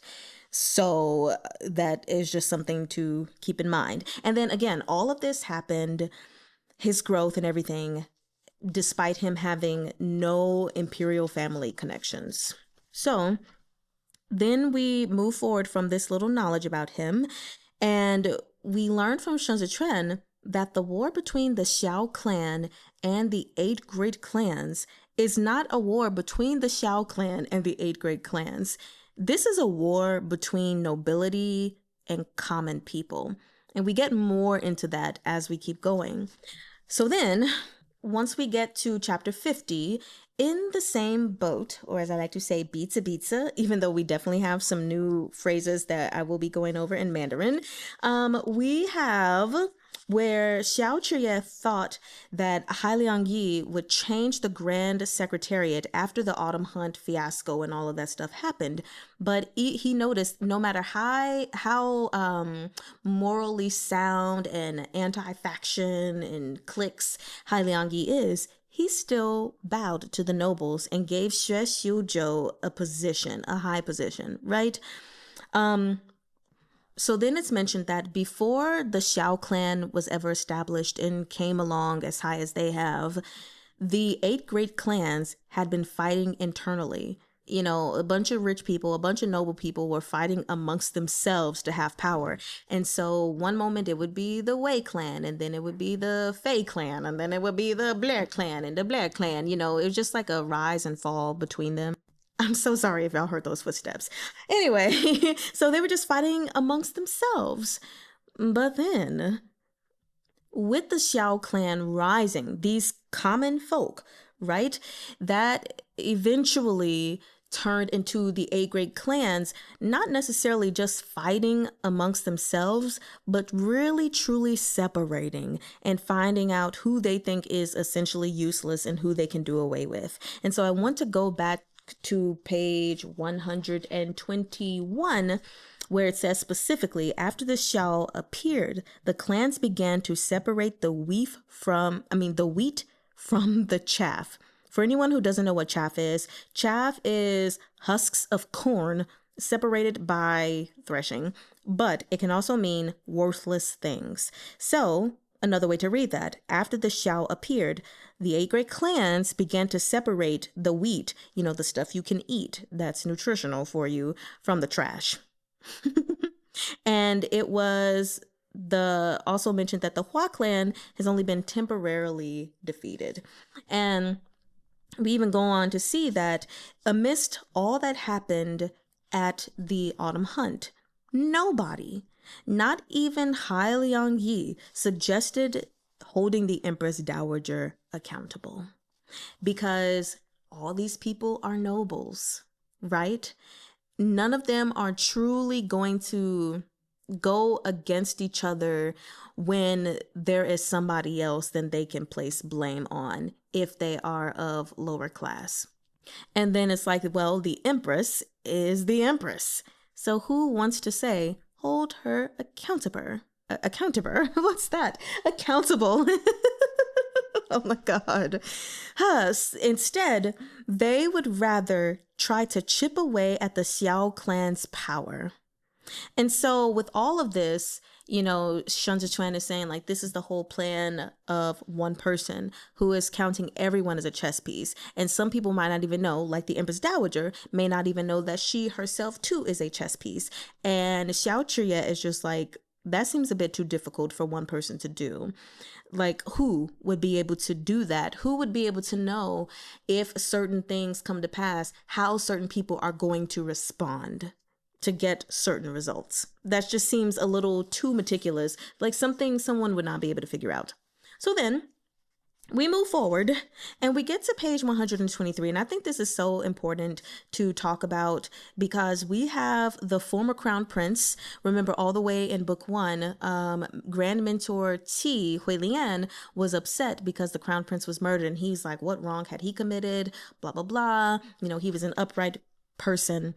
So we have this former crown prince created the Yellow Register. And what it did is it recorded households that were dedicated to civil and military roles. And so in the borderlands, the recruitment selling point was in the military was by offering generational or hereditary military status. You get it, your son gets it, his son, his son, his son, on and on and on. And this gave them like power to these households was taken out of the administrators' hands, which the administrators were ruled by nobles, rich people, right? So these common folk that were given military power in their family would not be ruled by nobles.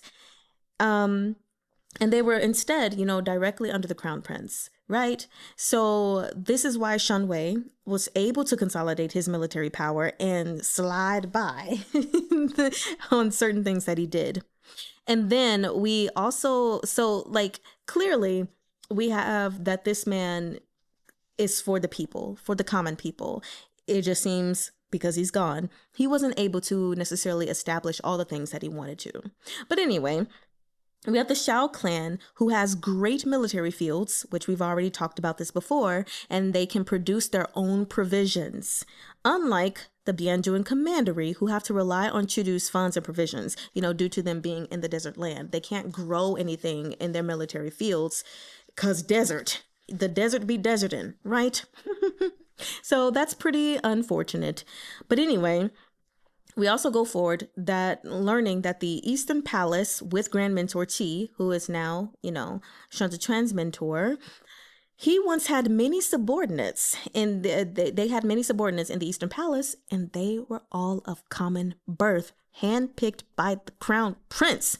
This is why I say the crown prince was clearly trying to bridge the gap between noble people and commoners and give equal opportunity, but other people had other plans. So, of course, this whole conversation that Shun Zichuan and Xiao Chr-yeh are having is to eventually make an alliance with each other. And Shun Zichuan is like, you got to give me something good if you want to ally with me. And, Xiao Chr-yeh is like, well, you're saying that this is orchestrated by one person. I need to know, like, who you think this person is, because it seems quite impossible. Anyway, in the midst of them talking about creating an alliance together, Shun Zichuan mentions that he can use Yao Wenyu, to which Xiao Chr-yeh says he can't, because Yao Wenyu is not in court stuff, not because of Hai Liangyi, his mentor, but because Yao Wenyu is smart. Yao Wenyu is like me. He wants to live a carefree life without all that court mess, and he just wants to do what he do. So if the Yao clan falls, and they're out of the 8 great clans and all that stuff, he's probably just going to be more happy.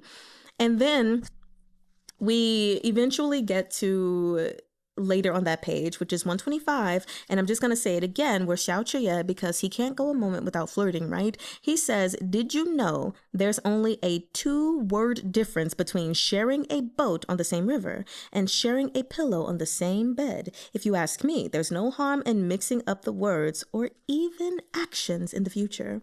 So I'm going to tell you what those 2 words are. So sharing a boat on the same river, obviously, well, I'm not going to say obviously, because not everyone may know, but when you are in the same boat, when you are sharing the same boat, that means people are in the same situation.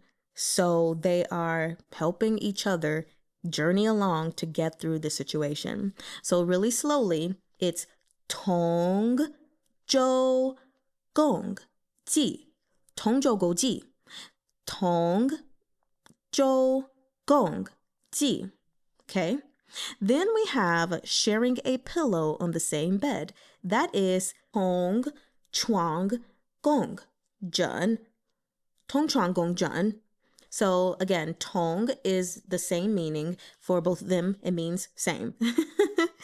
Anyway, then we have Gong, which is like common or together. So Chuang is bed and Zhen is pillow. So one more time for sharing a boat on the same river, 同舟共济, and sharing a pillow on the same bed, 同床共枕. There you have it. Gosh, it's been so long since I've given a Mandarin lesson. But there you go. So now let's move forward. After this is said, Shun Zichuan becomes hot. I put so much emphasis on the hoping you could feel the heat. Anyway, he becomes really, really hot, leading him to eventually think that, has Xiao Chr-yeh put some kind of like aphrodisiac in this food and wine?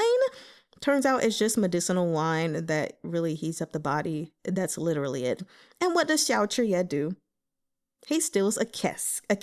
And Ding Tao, our lovely Ding Tao, randomly decides that he wants to be akin to Yu Sheng Yan from Thousand Autumns by interrupting the moment and falling from the roof and getting a death glare.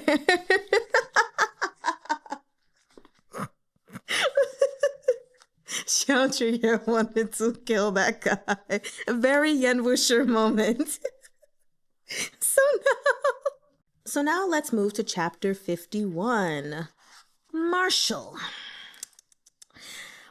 Okay, my note is the same as the previous note, the last note from the previous chapter.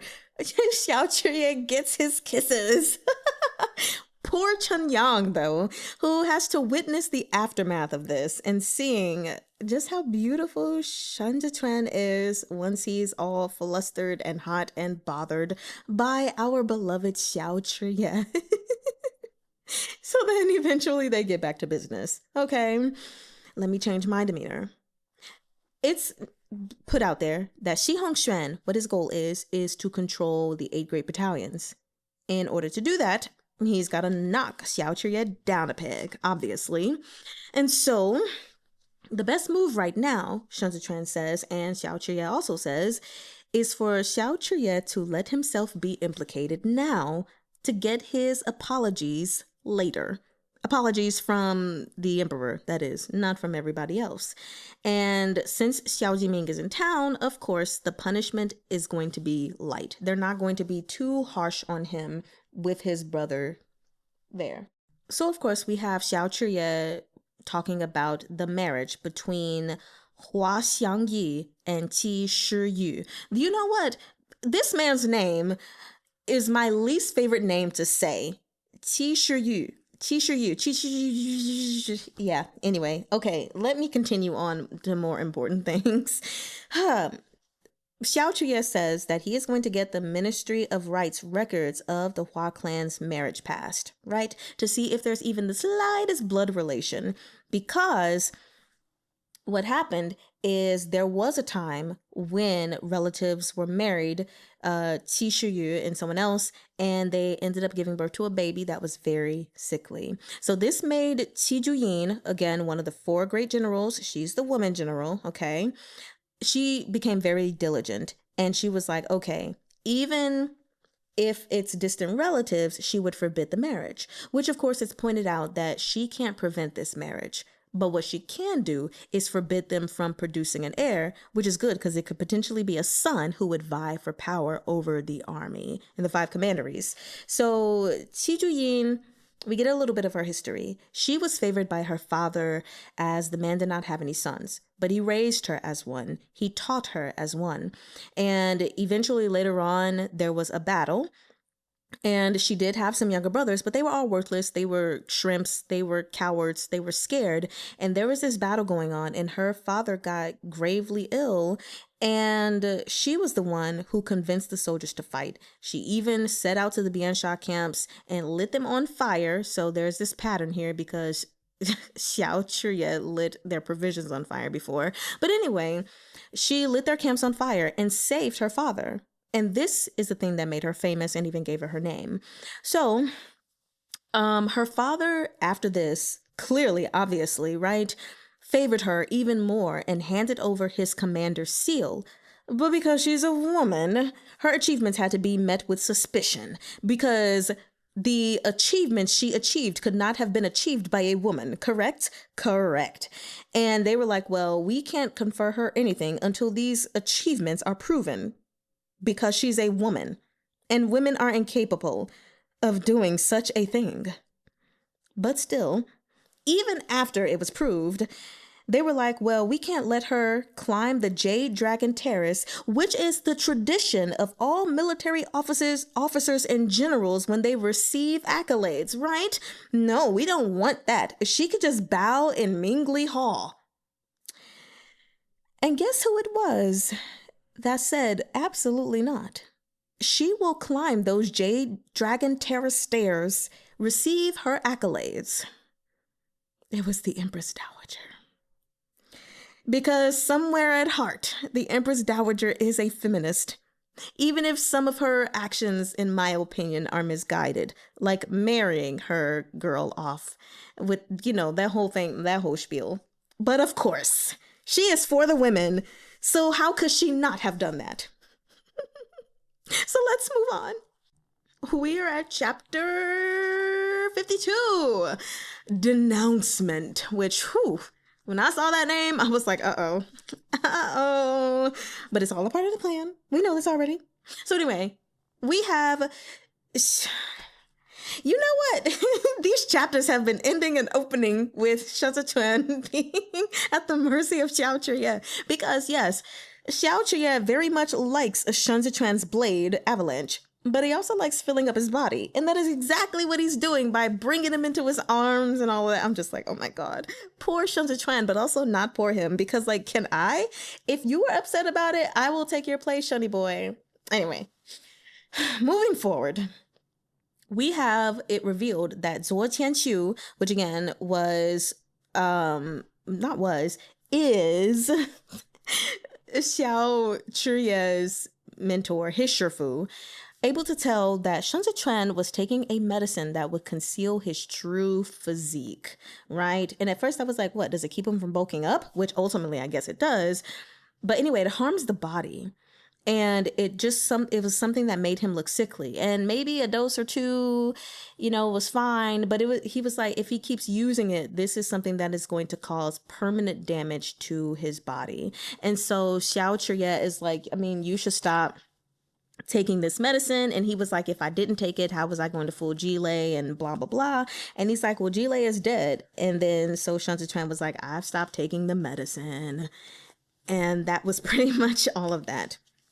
So then we learn a little bit about sorry, y'all, I'm moving around. Then we learn a little bit about the rewards that were given by the emperor. So Li Tianheng originally wanted to elevate Shun Zechuan to be a northern judge, which he would have the ability to oversee the imperial army. But, of course, for obvious reasons, the civil officials were against that. So he was made the southern judge, which means he would be over the UG, the embroidered uniform guard military craftsmen. But the emperor was not happy about this. So to appease him, they let Shun Zechuan be 5th rank.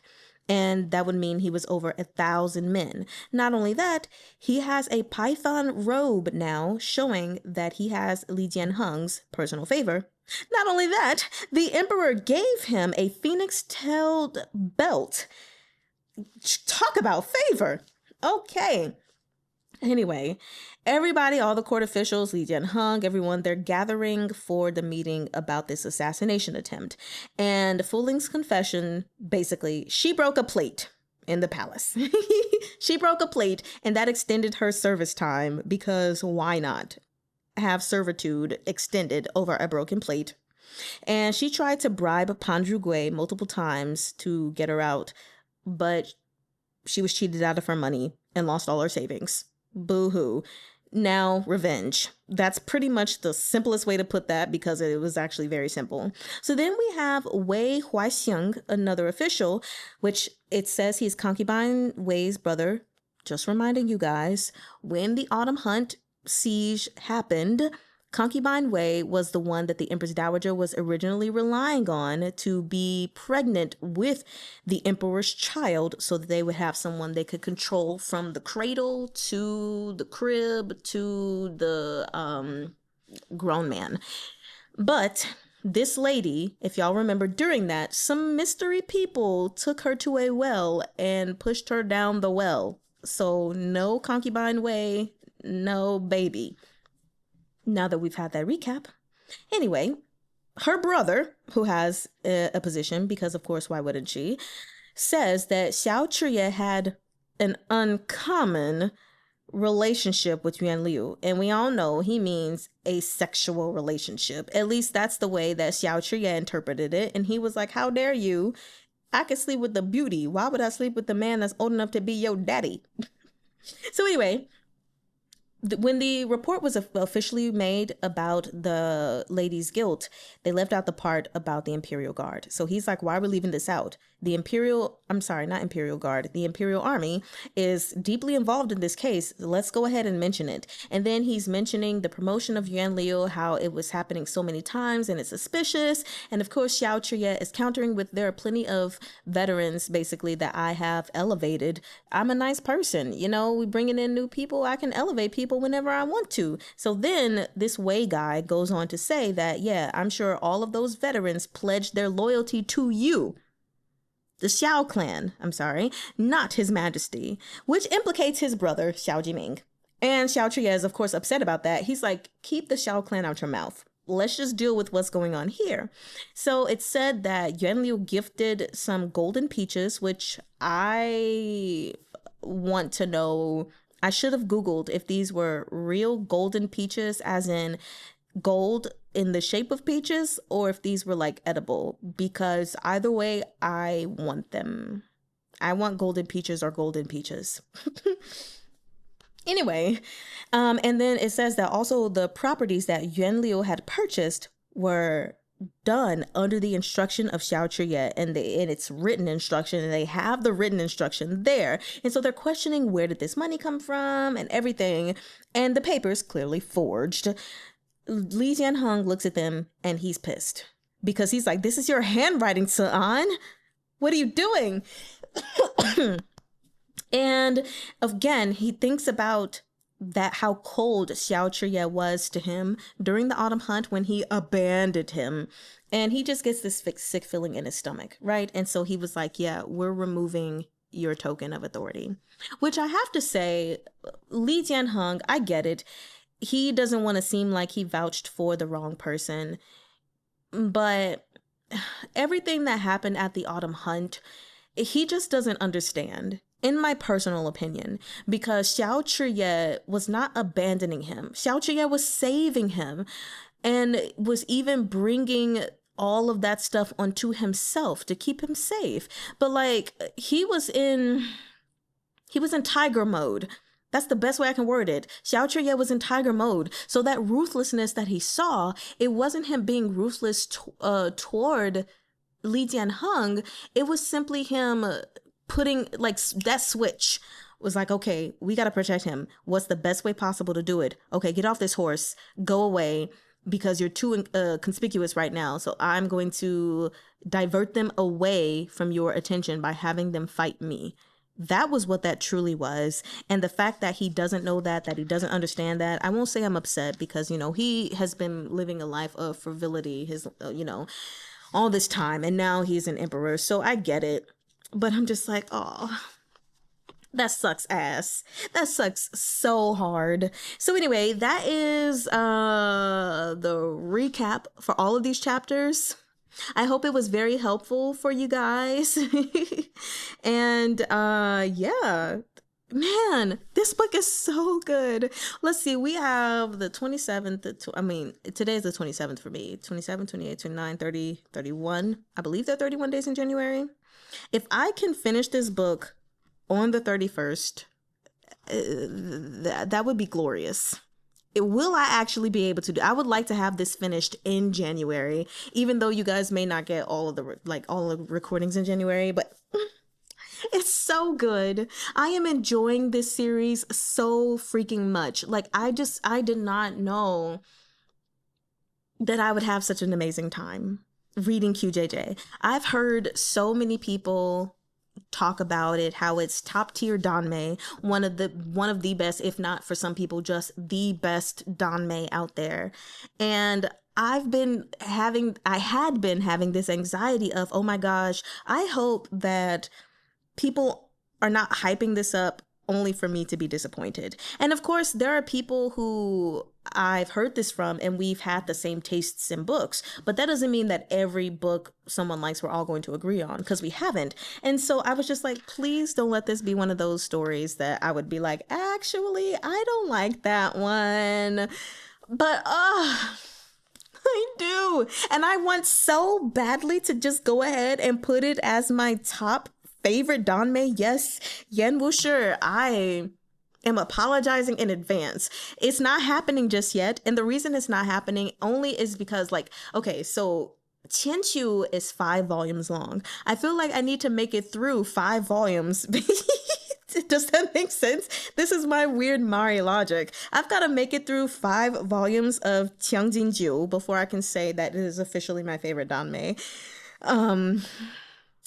But it's so good.